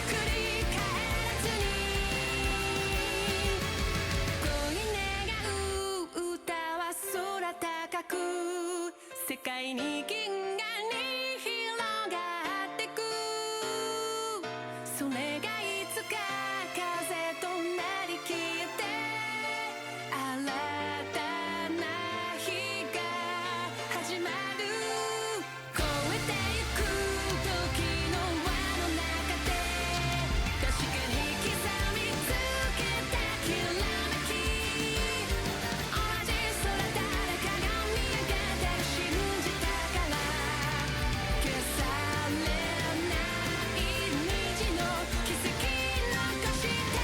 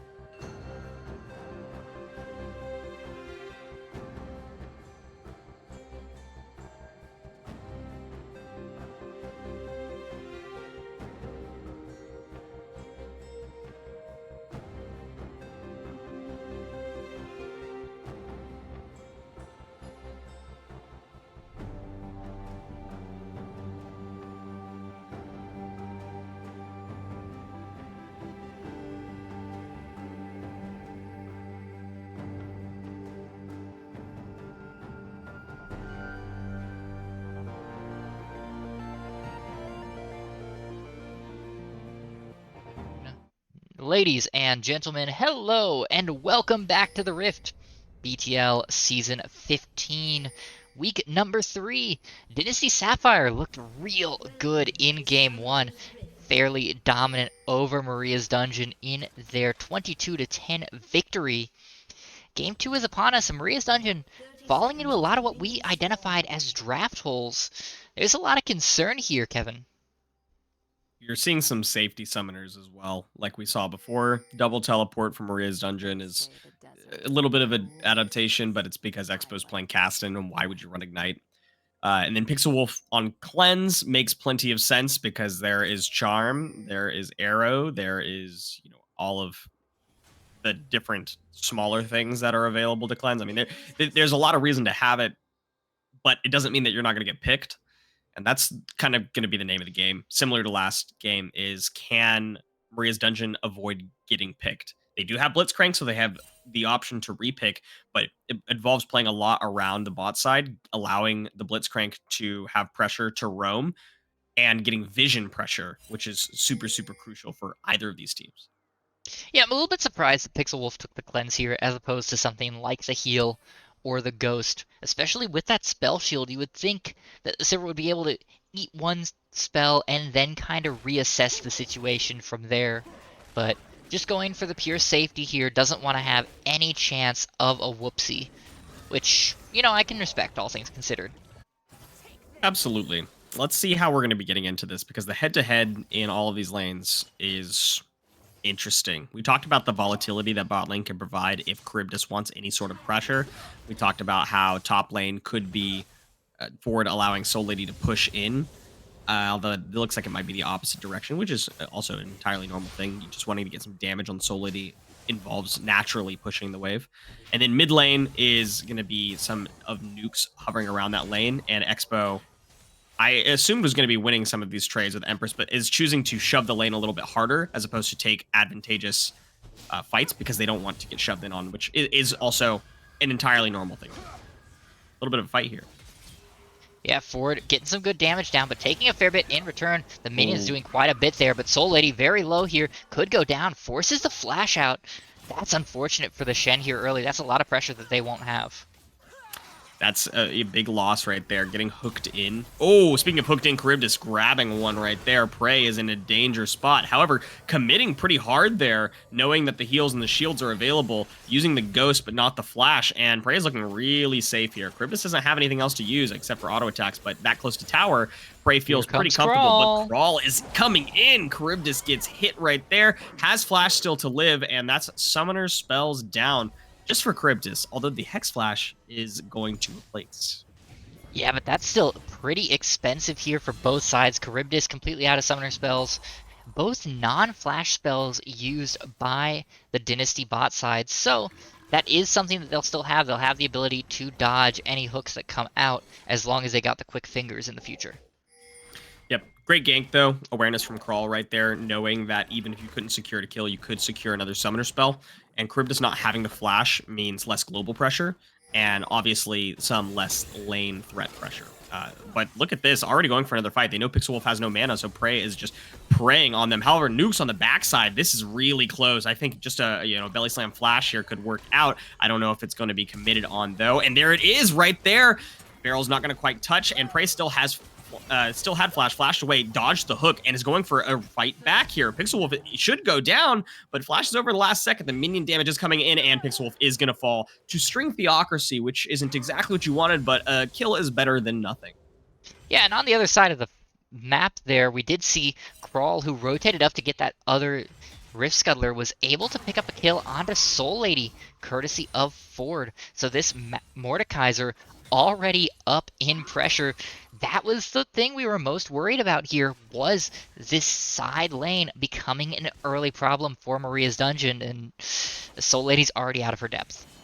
Imagine being down a full game. You felt like you had some sort of adaptation in your team comp, and you went for a play on the bot side of the map, but you bungled it and lost one in the process, not to mention lost so much pressure, had to recall, lost a lot of tempo, and your top laner dies. That's a big mental hit. Let's see if Maria's dungeon can keep it in check, though. Yeah, Soul Lady already taking another bad trade. Gets a lot of damage down there in exchange for nothing. And Ford in a great shape right now. Has the boots, has the blasting wand. They're going to put out so much damage here in these fights compared to just brown bags from the Shen. Yep. This is the pressure we were talking about in the mid lane, too. Knowing that both junglers had to reset their tempo, had to go for some more clears, Expo is able to place a lot of pressure onto Empress, having the tier up now, just spamming abilities, dodging out, using the movement speed advantage that you'll have. It's a lot of Expo favored stuff, and Riftwalk is available now as well. So not only do I think that the shoves are going to be potent, but the roams will as well. I think Ward is going to catch Expo on the rotate, though, so I don't think much is going to come of that. Yeah, Expo's going in very deep here to try and find Crawl, get some good damage down. So this is some tempo loss for Crawl, and this is something we saw in Game 1 as well. Nukes had the tempo advantage early on and was able to maintain it for most of the game. We're just going to need to see that actually turned into something here in Game 2, where it was functionally valueless in Game 1, let's say. Yep, and Ford has a blast wand, and look at that, behind the tower we're clearing out here. That, knowing that Nukes is on the other side of the map because you have some good vision, this is just really nice stuff from Ford. Just going to clear out that next wave and keep the pressure up. Soul Lady has to clear, doesn't want to clear against the tower because you're trying to prevent plates from going down. And you're trying to see what you can make happen, but I mean, Nukes is on the other side of the map. They just want to secure Dragon here. Yeah, you know what they say, there's no war like a proxy war. And Ford taking advantage of that. I mean, Soul Lady going to lose the health trades, going to lose the farm trades. Just utterly miserable for the Shen here. Now going to try and match Ford. This is a very dangerous proposition with nobody anywhere close to try and save this Shen stuck in the Death Realm. She's just going to burn down here. That's a complete misplay, and Ford now 2-0 has complete control over this top side, and he'll get a couple of plates before the Shen even respawns. I was wondering why the Shen stopped moving there. It was Mordekaiser ultimate that we just weren't able to see, right? Correct. That was the end of the Mordekaiser ultimate. Charybdis now going in on the bot side, misses the hook wide left, and Prey just going to put some shots back in on the way out. Charybdis needed to execute, and they have not. Yeah, and not only Charybdis not executing, but Nukes is just, relying on Charybdis to hit things. Oh, Great and control Charybdis now, hits though. this one right here, though. Yeah, Prey is low, gets ignited. I think Pixel should be able to chase this one down. And there it is, the nice little boomerang chop chop. It's going to take it out. String Theocracy has to run away. And yeah, that was Charybdis actually hitting a worthwhile hook there. And I think it's not really necessarily credit to Charybdis doing anything especially special. I think Prey just mispositioned. Yeah, that's a little bit over-aggressive from Prey. And it does get Pixel Wolf a nice kill, a nice CS lead, now up 60 to 45, and it's only going to get worse as this wave crashing in completely. Prey's not going to get a single one of these minions. So that level 6, the Enchanted Crystallero, is a ways away. However, on the other side, Rift Herald is picked up. I mean, they could look for this top turret. They could look to really put forward so far ahead of the game that it'll become the Mordekaiser show. Already has the Rylai's Crystal Scepter completed, is first to that fully completed item. I mean, the Metal Man is just dominant at the moment. This is not what I expected to see from Nukes. You do have the pressure mid to where Crawl has no opportunity to gank Expo, but you chose the wrong wing. You relied too much on Charybdis, and now your top lane is suffering for it. And I don't even... Oh, Charybdis coming in on the mid lane. Empress is hooked, but, I mean, she has the Spirit Rush. It's going to be completely fine, and that didn't work. Now Soul Lady's dead in the top side again. What are you going to do about it? Forces the flash forward. Might not be able to get to it, but still, this pushes Soul Lady out of this top side. Forward's going to be able to get even more pressure here. Boy, it never rains, but it pours here, Kevin.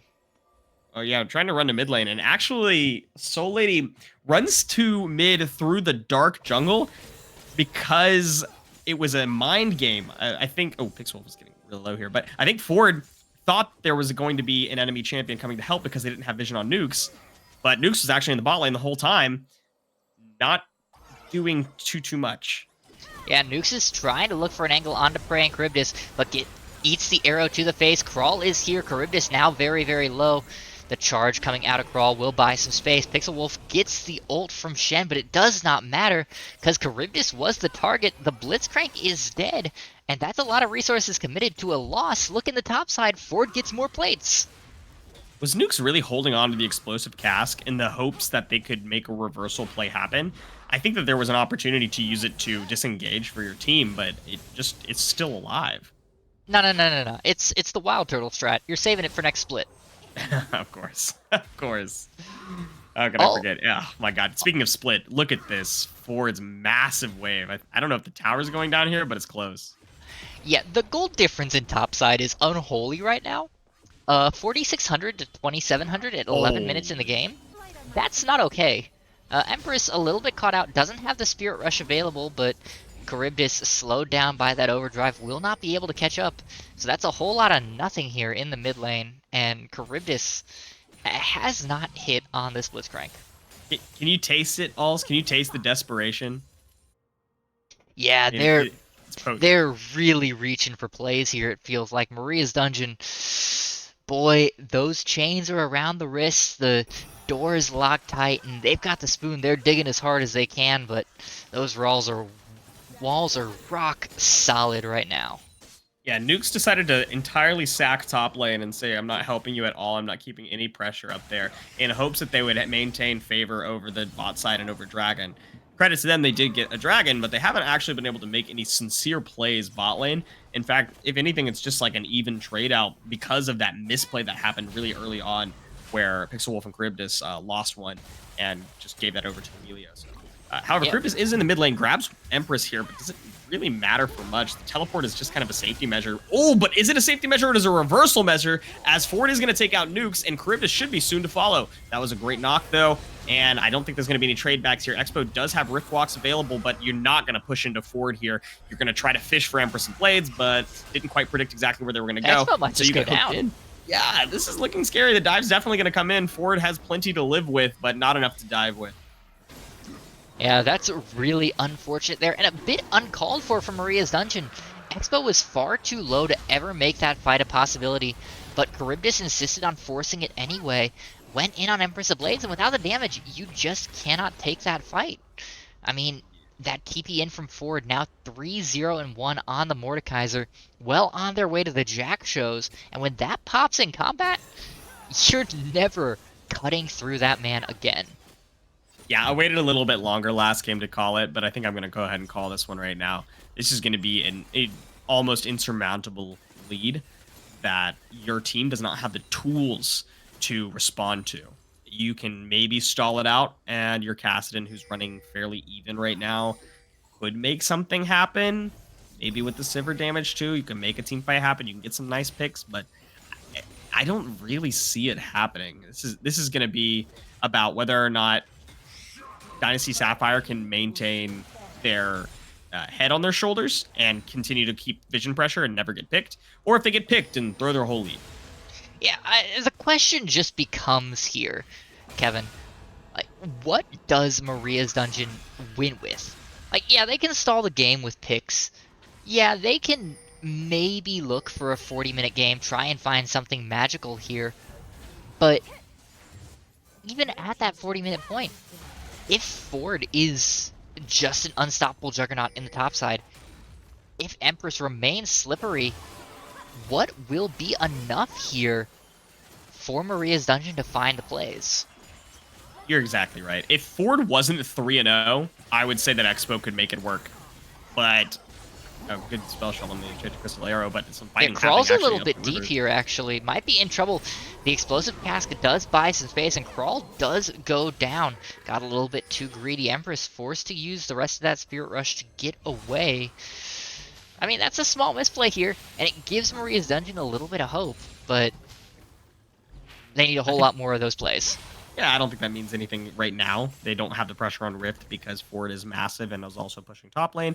They can't really convert it into anything else unless there's a big misplay from Dynasty Sapphire. And this might be it. This is just going to flash and get the guaranteed punch and going to go down. This is bigger. This matters more.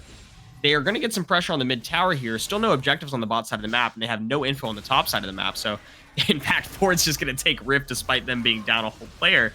But it's a little bit of gold, I guess, back in the pocket of Maria's Dungeon. I still don't think it's enough.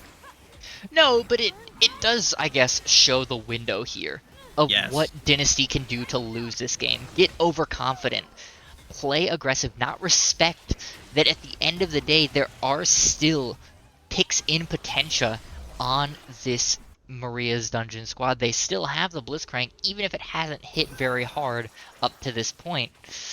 If they keep disrespecting it and keep throwing away opportunities, then maybe Maria's Dungeon can come back. But right now, they're still down 4,000 gold at 15 minutes. Yeah, but you're exactly right. That was a great way to put it. It's basically a flashlight shining from a mile away through the small window of opportunity that exists for Maria's Dungeon. And we're going to see if Dynasty Sapphire also sees that and turns off the flashlight in time. However, Strength Theocracy is in a tough spot here. Expo's not going to be able to take a kill here, but Charybdis wants a hook on something. Yeah, not going to be able to find it. Hook does miss. 7 seconds to the next one, and now Charybdis on the wrong side of the fight. They're going to seed this turret, but they might find the Blitzcrank in the back side of it. Charybdis charmed up, locked up, and will be knocked down in exchange for that objective bounty on the turret. Now, as the rest of the members run away, the question becomes, will that be worth it for this Dynasty squad? And I think a kill for a turret, that's in favor of Maria's Dungeon right now. Yeah, but they're going to grab this turret back. Ford just decides to come bot lane, and they're going to shove this turret. Hell, they might go for the inner. They have Rift Herald. Yeah, pressure, though, in the mid lane. Expo may be able to cut that down, has enough auto attack resets to get good damage on it, and with 3 members looking to respond to this bot push, I don't think they can take the tier 2. Maybe not, and mid lane is an objective bounty as well from Maria's Dungeon, so this really could wind up being a net negative for Dynasty Sapphire, but oh, wow. They do take the tier 2. Wow, that just eviscerated here on the bot side of the map. Thankfully, no charge onto the tier 3, but Expo does finally pick up that mid turret, and Soul Lady, rather, wailing away on the top side. It will be in exchange for this Chemtech Drake in about 5 seconds.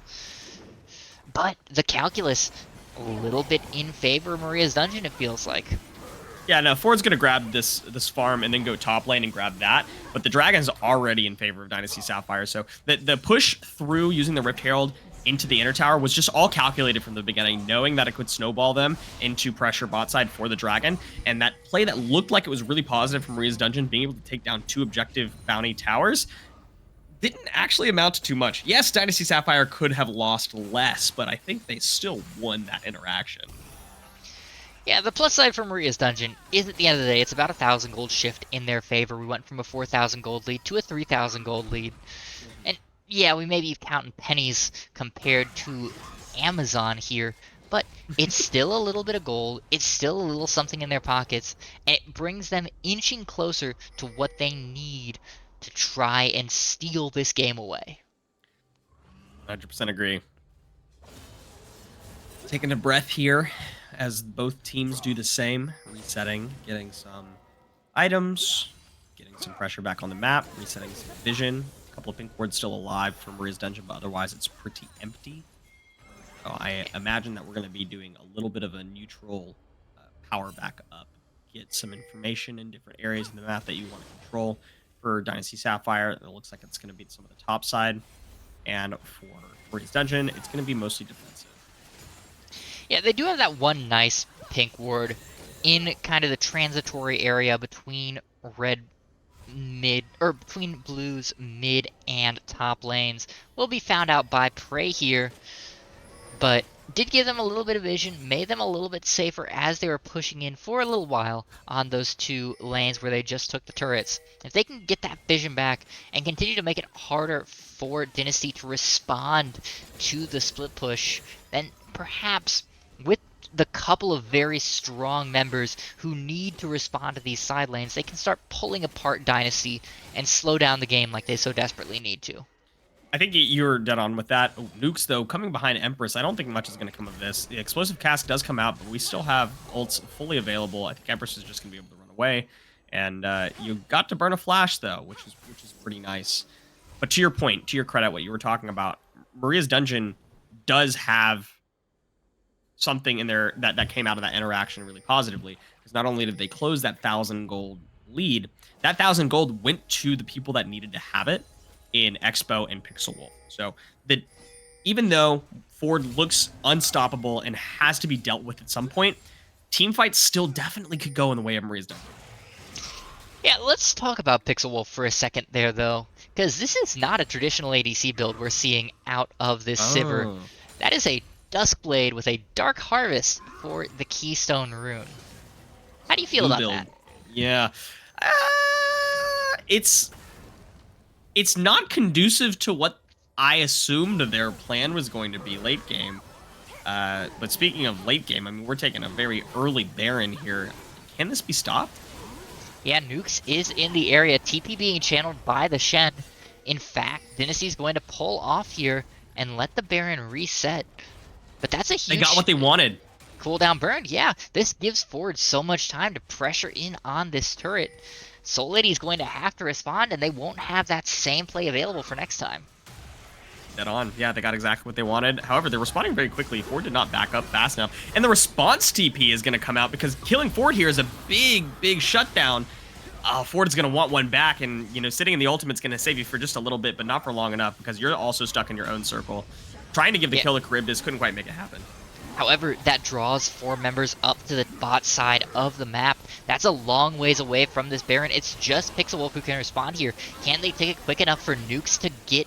or Nukes to not be able to get in for the steal? Down under 3,000, Nukes is in the pit. It's a 50-50 smite fight. Will Nukes win this smite? Yes! Oh. Red team steals the Baron, and now it's a bit of a rout. Crawl is dead. Strength accuracy very, very low. Empress Ablaze running away. Prey not so lucky. Absolutely obliterated on the bot side, and now Expo running wild here on the Kassadin. A double kill for the Gragas. It is now a 4-4-0 here, and Empress might just go down, make it a 5-0, trying very hard to stay alive under this top lane tier 2, but Maria's Dungeon found the fight they needed. A huge throw from Dynasty, and minus that shutdown, a completely perfect Baron steal executed by this Maria's Dungeon squad. What did you call Baron earlier again? Like was it The um throw machine? the throw machine? Yes, that's exactly what that was right there. What a huge mistake from Dynasty Sapphire. Not taking the Baron. That was correct. When Nukes jumps in, when the Baron's at 3K plus health, why are you still hitting the Baron? Hit Nukes or run away. Like, force them to take damage from the Baron and maybe fight them back, or just like abandon until the Baron gets lower, because between Nukes and Soul Lady, they're not gonna be able to deal that much damage to the Baron. So that just felt like a huge misplay. Yeah, absolutely. Just unnecessary the way that Dynasty played that. And I think it's a little bit that kind of, not over-aggression, but over-confidence that they are ahead here. As String Theocracy gets hooked, they did get the Drake, but it's going to be at the cost of that Milio, and perhaps more, as Expo's looking to go in very aggressive with that Riftwalk. Still only level 15, but it will be enough. Empress of Blades, 2 full levels down right now. We blinked and Expo has 3 kills and almost 3 completed items. This might go the distance. I think that they got to the part of the game that they needed without falling, and I say without falling too far behind. They fell too far behind, but now it's back because of some big misplays from Dynasty Sapphire. But in any case, they're back to their win condition being entirely viable. I mean, just a huge throw from Dynasty Sapphire. And then they went and ran to Dragon to try to secure that very quickly. Granted, they lost one in the process. They definitely could have lost more, but it just seems like they're trying to force tempo back on their side when they just don't have the momentum to do so. Yeah, absolutely. You know, Dynasty at the top of those stairs, but tried a little bit too hard to speed up to the upper landing and just ate it, slid all the way back down, and now they're neck and neck with Maria's again. And as you said, this is back to being anyone's game, and with the tempo being on Maria's side, Dynasty has to find a way to reclaim control. They have to be aware of this next Baron in 3 minutes, of this next Drake in 3.5. That could be an objective trade, and this is once again a Chemtech Rift. That's a lot of power in these team fights. I almost wonder if they're willing to give up another Baron in exchange for Soul here. Probably. I think that's a good decision overall, because there's not a lot of great split pushers for Maria's Dungeon. I guess you don't really need like somebody that can fight. You just send Soul Lady to the side lane for Baron minions to shove, and then you have options to rotate back over. Expo can not 1v1 forward, probably, even still at this point. So I don't I'm not so sure I agree with you there. Yeah? They're even on items. Actually, Kassadin's now ahead. Kassadin is 2 levels up. It's true. That's true. I just imagine Sustain from Ford possibly being able to outlast Kassadin's burst options, but you're right. I kind of now at this point just want to see. I want to know who is more powerful. Yeah, it would be fun to have that kind of Baron pit 1v1, the rest of the teams just kind of watching, but no, unfortunately this is a at least pseudo-professional league. We don't stage bar fights here, so we'll just have to see if these guys match up in the side lanes. Expo seems more than happy to catch whatever waves Ford sends their way, but they're not actually squaring off here head-to-head just yet. I think that Pixel Wolf is going to come to regret the build choice, especially with the time of the game currently and their current game state. They have all the tools for Sivir to pop off as like a traditional AD carry with crit items and attack speed items. So if that winds up being their undoing, let's say that Empress gets some big damage later on and Prey winds up with some also good damage. Oh my goodness, sorry about that. I'm going to stop right now. Charybdis got a great hook on the Empress, but not going to amount to anything as they get their teammates to respond. I think that maybe it's not going to matter too much at the end of the day, the lethality build, because there's not really a great like team fight damage response from Dynasty Sapphire. But I still think it's like, why? Why would you choose that? Yeah, there's plenty of damage in the comp already with Expo, but you're right. It just feels like you're already building a team that's defined around that 40-minute point, the 3-4 items. Why wouldn't you play to your champion's biggest strength by far and just build to that late game? I press one button and bounce auto attacks between you and your health bars eviscerate kind of playstyle. It does feel like a bit of a misplay, and I mean, Pixel 2, 1, and 3 has been fairly inoffensive so far. We'll have to see if they can step up as Prey's hooked in, forced to flash away from Nukes. Ford very deep as well, looking to try and find something. Nukes flashing away from the Crystal Arrow will stay alive for now. Ford has the ultimate. Who will they use it on? Nuke's very low, but can't quite fall down, and Expo's in the backside. Expo burning down the ADC very quickly. Emilio will fall as well. Now Ford all alone in the back, has the Expo in the Death Realm, but that's not who you want. That won't be enough. Expo now unstoppable. That's a 3 for nothing here with just a minute, or a couple of seconds even, until this Drake and the Baron. Maria's Dungeon, full control of the Rift. Yeah, just don't rewind. If you're watching this, don't rewind to 12 minutes in the game when I already called it in favor of Dynasty Sapphire. They threw so hard. It pains me how hard they threw at this point, that the Cassidy is now 5-0 with 3.5 completed items. The Sivir has 3.5 completed items, 3, 1, and 5. Don't care what items it is at this point. Sivir has items, and Ashe cannot respond with items. They just have all the map pressure that they could possibly want. Expo gets to run in for free, Rift Walk as far as they so choose. Crawl. Crawl trying to make a nice sneaky escape, but Expo's got too many options to close the gap. Gonna grab that one, but might fall in the back end, which could be big shutdown goal. The teleport is coming in, though. I don't know if that's gonna be enough. Over the wall. He's down. Charybdis now very low as well. They get the dragon, but they're going to lose on the backside as Ford's TP'd in behind. The pole doesn't land on anybody, but Charybdis is dead. These 3 members now forced to run away. Empress has one more dash in them. Can they find the charm? Yes, they do land it on a Nukes here. Nukes pulled into the team. They do get Empress, but it's going to be at the cost of the jungler. It's just Pixel Wolf and Soul Lady left. That is a 3 for 2 here in exchange for that Drake. What can Dynasty get out of this? I mean, it's not good. That wasn't what I would call. Pings down on Baron. Yeah, I'm gonna say that wasn't a great play. I wouldn't say it's the worst thing, because I don't think they can secure Baron off of this. They're going very slow here. I think if they started this Baron immediately, they could have had it. But Ashe probably right. Faffing about with the Rift Scuttler, Ford and strength, the accuracy. They're looking for a pick here. I don't know what they're thinking.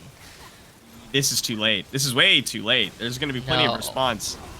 Soul Lady's going to catch one out here. I don't think this is happening. Nukes isn't in the area, but it's not going to matter. Ford already down to half health. Doesn't have nearly enough. Trying to find Pixel Wolf on the backside, but there's a stopwatch in that back pocket. Pixel Wolf's going to be just fine.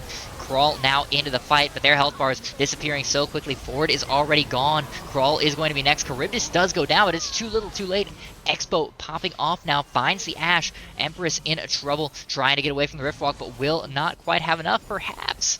Perhaps surviving here on the backside, yes, will in fact do so, but it's the cost of their entire team here, Kevin.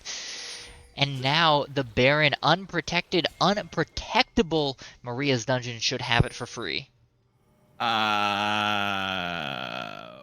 Why? What is happening this game? I mean, big questions. Big questions. But Maria's Dungeon, I mean, coming out big ahead again. There was so much tempo. There were so many mistakes that Maria's Dungeon made to put Dynasty Sapphire in a... They had an option. They had a possible light where they could have secured the Baron, like you said, with the time. Even win that fight, maybe. Just were too slow. They got caught. And Maria's Dungeon turns it all back around in their favor. I'm lost for words on this one. I mean, the only way to describe it, Kevin, is lazy play from Dynasty. Yeah. They have the advantages, they have the lead in the early game, and they throw it away with lazy play, not respecting the enemy team. And then in subsequent fights, when they get the wins, they don't respect that they need to move with tempo. They play slow. They play lazy. They play as if they're still items ahead of the enemy team. They're not respecting that there is a 4-item, 8-1 Kassadin on the enemy team. They're not respecting that Sivir, despite her build, is 5-1-9 and has the potential to just eviscerate you if left untouched. These are the kind of things that you as a team need to be more aware of. Yeah, I figured out why Sivir has chosen the build. And I figured out why Pixel Wolf chose that build. They're terrified of getting ulted by Ford and are choosing to play a build that can guarantee some of the same damage without having to auto attack at close range the entire time, because Sivir does not have the best range. So choosing to have a quick hard damage that you can disengage out of quickly and still maintain some good damage, as opposed to needing to stay close for consistent damage and possibly getting hit by Ford, getting hit by any number of things. Speaking of Ford, yeah, Ford is just going to die here. Expo far too powerful, even in the Death Realm, just eviscerating the Mordekaiser's health bar. Ford, all of that early game pressure means nothing when you are just deleted. However, Nukes is in fact the first to fall. Ford does finally go down, but it will not be for free. Crawl falling in the backside, but the health bar is so low for Blue Squad, they are effectively routed here. Expo trying to run down the ADC. Empress of Blades will buy a little bit of space. Will it be enough? Prey just barely surviving, but it will still mean the inhibitor turret at the very least going down here unless Ahri can manage a miracle.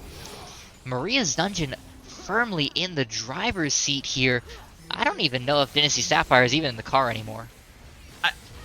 Does it feel to you like Dynasty Sapphire could have won that? I think they could have. I feel like there's something that could have changed where they won that, but now Expo's just trying to overcommit. Ooh, that's a little bit too bold. That's a big shutdown in the Ash's pocket here. However, look at the pings. Look at the plays from this Maria squad. They want to take this to a Drake number 7. This would be Chemtech's soul if Dynasty got it. Backs nearly completed from Maria's Dungeon. They're taking this a little bit slow. TP coming in from Ford. This is a dangerous fight, especially with Crawl over the wall with the ultimate. Keep taking it. Keep taking it from here. This is going to be bad. Yeah, Soul Lady very caught out on the bottom side. Is going to be deleted before the fight starts in earnest. Nuke's caught out as well. Nukes doesn't even get the chance to move. Nukes is destroyed here. Crawl still alive. The smite on the map for this Dynasty squad. That's going to be Chemtech Drake with all 5 members alive. There's no Baron available. There's 2 members of this Maria's Dungeon squad alive. They won't be able to end the game, but suddenly the tempo, the pressure back on their side just a little bit. There's a 3,500 gold lead, but Maria's Dungeon, a little bit of a misplay, a little bit of that same greed that we saw from Dynasty throughout the mid game. And Kevin, this game's back to close. That's bad. That's bad. Yeah, that's one way to put it. That's all on the backs of Expo throwing their bodies into the Nexus to try to get a single kill. Like that, it's definitely one of those, oh, I'm so far ahead, I can just mess around, and if I die, it's fine. I can trade 1 for 1. Oh, I died alone. What's the harm in that? Oh, I didn't realize Dragon was up. Ooh, sorry about that, team. Yeah, we're definitely at the point of if Expo doesn't int, the game is over, right? But that's a huge if. Empress might be in a little bit of trouble here, forced to use the ultimate defensively, but does survive. That's a big cooldown not available for the next few minutes for this Dynasty squad. But luckily for them, 90 seconds to Baron, 4 minutes to Elder, so it's not the end of the world if they lose anything right now. Yeah, what do you think? Do you think that Chemtech Soul could be a big win condition for Dynasty Sapphire? Oh, absolutely, especially with this Mordekaiser. Fighting in the backside, down under half health for quite a while, has the sustain through the Conqueror. Chemtech can be a huge inflection point. It's just a matter of them actually getting to that point in a fight without being blown up by Expo. They have to take fights intelligently here. They have to be aware of where everyone is on the map, and right now Ford, blissfully unaware of the entirety of this Maria's squad, tries to use the ultimate onto Expo, will chase them down, but only just now getting the stacks, forced to use that Zanya's defensively. The shield will not be enough. They will eventually be deleted here, but with 3 members committed down here, can Dynasty find anything anywhere else? No. All signs point to no. Nah, no, a little too early. Baron's not quite up yet. Oh, Shen is find a response here. Oh, wow, okay. Shen down under 2,000 health. Beautiful charm there to keep them locked up, and it will be a pickup there in exchange for that mid-tier 2. Do they lose the bot inhibitor for this? That would be another big win for this Maria squad. The turret goes down, but the inhibitor stays standing. Dare I say, Dynasty, not as big a loss as they were worried about in that fight. It feels like they're not as upset as they probably should be about what happened to Ford there. They tried to force a response, thinking that if so many members of Maria's Dungeon are committed on one side, we have a chance to make a play somewhere else. I think that was just a straight L. I think that Baron they throw? should have taken the L, but this could be the turnaround here. Baron throw. Baron throw. 10,000 health. Nukes is in the area. Do we see a third Baron steal from the same jungler in 2 games here, Kevin? If this happens, Crawl just has to uninstall and go home. Soul Lady is about to be back up with teleport. This is definitely going to be a full disengage. I don't even know if they're going to need the teleport. They're probably just going to walk Soul Lady back to the fight. Yeah, because everything's disengaged. You couldn't even made a teleport out of this. All of the momentum that you might have had from killing Soul Lady is gone, and you're going to lose Baron because you have to respond to the super minions. Yeah, 2 members going back for that. No TP on Empress, no ult available either. But Crawl still in the area. This Maria's Dungeon squad has to be aware of the steal available. Ford walking in, has the Jack shows, will be able to buy a whole lot of time, especially if he ults onto Expo. Charybdis very, very low. Crawl ulting in, buying a whole lot of space. Charybdis is already down. Pixel Wolf very, very low on the backside, forces the Shen ult out. However, Ford unable to keep Expo zoned out any longer, will go down. The explosive cask onto 2, zones out a whole lot. Prey managing to fire through Expo. Soul Lady's going to go down as well, but the Ahri is dead. It's 2 on 2 now. Pixel Wolf very, very low, trying to stay alive, under 200 health, but will be okay. It's still 2 on 2. There's still plenty that can happen here. Nukes looking to find anything. The Guardian Angel is popped onto Pixel Wolf. That should secure the end of this fight. No way Nukes continues this, right? 3 for 3. The Baron stopped, and I don't know that that's a win for Dynasty Sapphire, but it's sure not a loss. No, Maria's going to just take the Baron here. They've got the 2 members that they need alive to take this. Between their jungler taking reduced damage. Oh, they're actually going to peel off it. I think they could have done it. I think that they could have the health bar is too low. This is not a Sivir with life, do you remember? This is a full poke Sivir. That is very unfortunate for Maria's Dungeon, but keeps Dynasty in this. In it is... I cannot believe that of all the action that we've seen and of all of the bad plays that have allowed Maria's Dungeon to take massive fights, that the gold difference is still like 3.5k. Yeah, and at this point, we're starting to see full builds coming in. Sivir is full build. She gets nothing more from here. The Ashe, very close to full build. Both mid laners, very close to full build. So this gold difference is going to become more and more irrelevant, especially as the extra gold keeps going on to Expo. And now, 10 seconds here until the Elder. This could be the final fight. Whoever gets this Drake could just take the dub here. So right now. Yeah, sorry, go ahead. Go. No, please. Crawl Forward and one other, I think it may have been String, took a 3v5 fight around Baron and were able to win. So if that speaks to anything about how a team fight could be played here in the favor of Dynasty Sapphire, they might have the comp for it. Yeah, there is a TP ward behind. No, I'm sorry, there's not. There's no wards behind. Expo can't get in except for walking to this. Nukes is behind the pit, but this is still dangerous. The numbers advantage for just a few moments here is still in favor of Dynasty. The Drake burned down to 10k, burned down under 9. Huge explosive cast brings them all so low, but Nukes, separated from the rest of the team, does not have a way out of this. Ford caught on the backside, but Nukes is already dead. Ford zoning 4 members away as the rest turn on to Nukes, and they no longer have a smite for this. They can't steal this Drake and crawl deep into the backside. There's no Guardian Angel on a Pixel Wolf. Charybdis is dead. Soul Lady trying to buy space, but cannot do so. Will likely fall here. Just barely. Yes, there comes the Dragon Blast. Elder Drake secured. That's a 3 for nothing here. And they're now sprinting to Baron. The throws on top of throws on top of throws. And this time it's Maria's Dungeon looking like a Major League pitcher yeeting this into the outfield. You gotta love the red buff Ashe burn into the Elder Soul kill. Into the execute. That's just, it's poetic. But speaking of Elder Soul here, Expo, actually the Elder Soul was the other side of things. Expo is about to take out Ford with just not quite enough from Ford. I mean, a little bit more damage you might have been able to get the execute. But anyways, I was talking about that. They're already pushing mid lane because they've secured Baron. Things are moving quick. Yeah, mid tier 2 will fall now. Looking for the inhib. No, they pull out here. playing this a little bit slow. They don't want to lose another fight from being over aggressive. I respect it from Dynasty. Don't want to make the misplay, but now Maria's Dungeon has a chance to push these waves back out, has a chance to make this Baron feel less valuable. 140 seconds on the clock, just a few seconds left on this Elder. One last fight with the buff in hand here around this mid inhibitor turret. Can Maria's Dungeon pull it off? I mean, the inhib turret's already dead.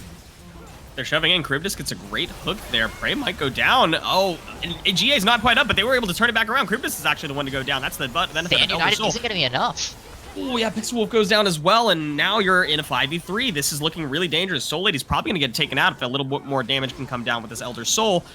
They're leaving it all up to Crawl. They said, we're just going to clear mid. You've got this, right? And Crawl does indeed have this. This is just going to be a 5v2 push, and Maria's Dungeon with all the things that they're going to base race this.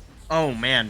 There's They no way want this to works out. base race this game to try and win with the pure power of this Kassadin. There's no Elder buff on Ford, so Empress of Blades forced to come down, forced to help respond here to try and deal with this Kassadin, but gets utterly deleted by the damage. Ultimate forced out from Ford, trying to do enough here onto Expo. The damage will zone out the Kassadin for a while. Meanwhile, on the bot side, Nukes picks up an inhibitor, but look at this group in the base. It's just Charybdis trying to respawn. The ports are being stopped from this red squad, trying to match. Charybdis will not be enough. The base is going down, and Dynasty Sapphire wins the base race and wins the game here. That was a mess. That was an absolute mess of a game. I cannot believe that Dynasty Sapphire threw their lead so hard and still wound up winning the game. Do you think that was a comp difference, or do you think that Maria's Dungeon just made continuous bad decisions? No, that was just Maria's Dungeon forgetting how to win games. Yeah. I don't have words for that, Kevin. That was depressing, frankly. Absolutely, yeah. It felt bad sitting through 30 plus minutes of that one. 44-minute game. That is what Maria's Dungeon needed. You had the Sivir, you had the Kassadin. If you get that late in the game, there should be no way to lose. And Maria's Dungeon finds the angle. So, I wanted to talk about what went wrong at the end there, but it was kind of a lot, right? Fighting into Elder, your Sivir doesn't have the build to make the team fights happen. Actually, the Sivir build might have made the entire difference in a lot of those team fights. Ford just being able to run rampant and stall so many players of the team because he ults one person and then the rest of the team is just left huddling around that area while the person that you had flanking just gets killed by the rest of Dynasty. Just, maybe you have better words than I do here. I don't know. Yeah, I think a lot of it as well can be laid at the feet of Expo and Nukes for that last play, the attempt to try and base race there against Dynasty Sapphire. The Elder buff was about to fall off. The Baron buff only had 60 seconds left when the Nexus exploded. You could have stalled that out, but instead, they TP in deep. They go for the desperation play. I don't think it was time to be desperate from Dynasty Sapphire. I think if you hold the base, you know that Expo can 1v9. He just has to be granted a team fight. And Pixel Wolf was about probably, before that fight started, was, I would say, 45 seconds away from having Guardian's Angel back up, which also could have made a big difference. But yeah, Charybdis forcing a hook there and not actually being able to close that kill. Wow, that was hard to watch. I mean, that just made me very sad for the champ select of Maria's Dungeon. Yeah, just, oh boy. You know, at the end of the day, all credit to Dynasty Sapphire. They had the early lead, and they threw it as hard as possible, losing fight after fight after fight, but they kept their mental in check. They didn't lose the mental edge, and they were able, because of that, to take advantage of the misplays of Maria's Dungeon. If Dynasty Sapphire loses their head thanks to their throw, Maria's Dungeon runs away with that game. So this game is absolutely a tribute to the mental fortitude of this Dynasty squad. That's a good point. I talked a few times about how Dynasty Sapphire would try to make plays happen when ultimately it was probably just a loss to begin with. For example, Ford dying like really simply in the bot lane towards their inner tower, while the rest of Dynasty Sapphire just didn't have an angle. They didn't have anybody else that they could push. They tried to force a kill on the top. They actually did get that kill. I thought that Maria's Dungeon probably shouldn't have lost anything off of what was ultimately a misplay from Ford, but Dynasty Sapphire said, nobody plays perfectly. We're going to force a response there. And they kept the tempo high, which is a credit, like you said, to their mental. Well, Kevin, I think it is about time for us to close out. Do you have any final thoughts for us here after that? Just, I don't have words for what that game was. After that game, Yeah, Dynasty Sapphire had a great game one. It was really solid. It was a champ select difference, but Dynasty Sapphire made it look more decisive than that. They played their win condition perfectly, from everything to securing division to closing out the game strongly. And the second game happened, and it was good. well, folks, you heard it from the master of the macro himself. Good closeout from Dynasty there. And that's going to be the closeout for BTL as well. Week 3 has more or less completed. We've got, I think, one reschedule to deal with yet, but if you'd like to see more BTL content just like this with all the wonderful faces and players in this league, drop a follow so you can be notified every time we go live. Except for reschedules, we've got games every Saturday and Sunday at 6 p.m. and 9 p.m. Eastern Standard Time. With that being said, I have been Aulz for myself, for Kevin with a K, and for everyone here at BTL. Thank you for coming out. Thank you for supporting us. We'll see you guys next time. Bye, everybody.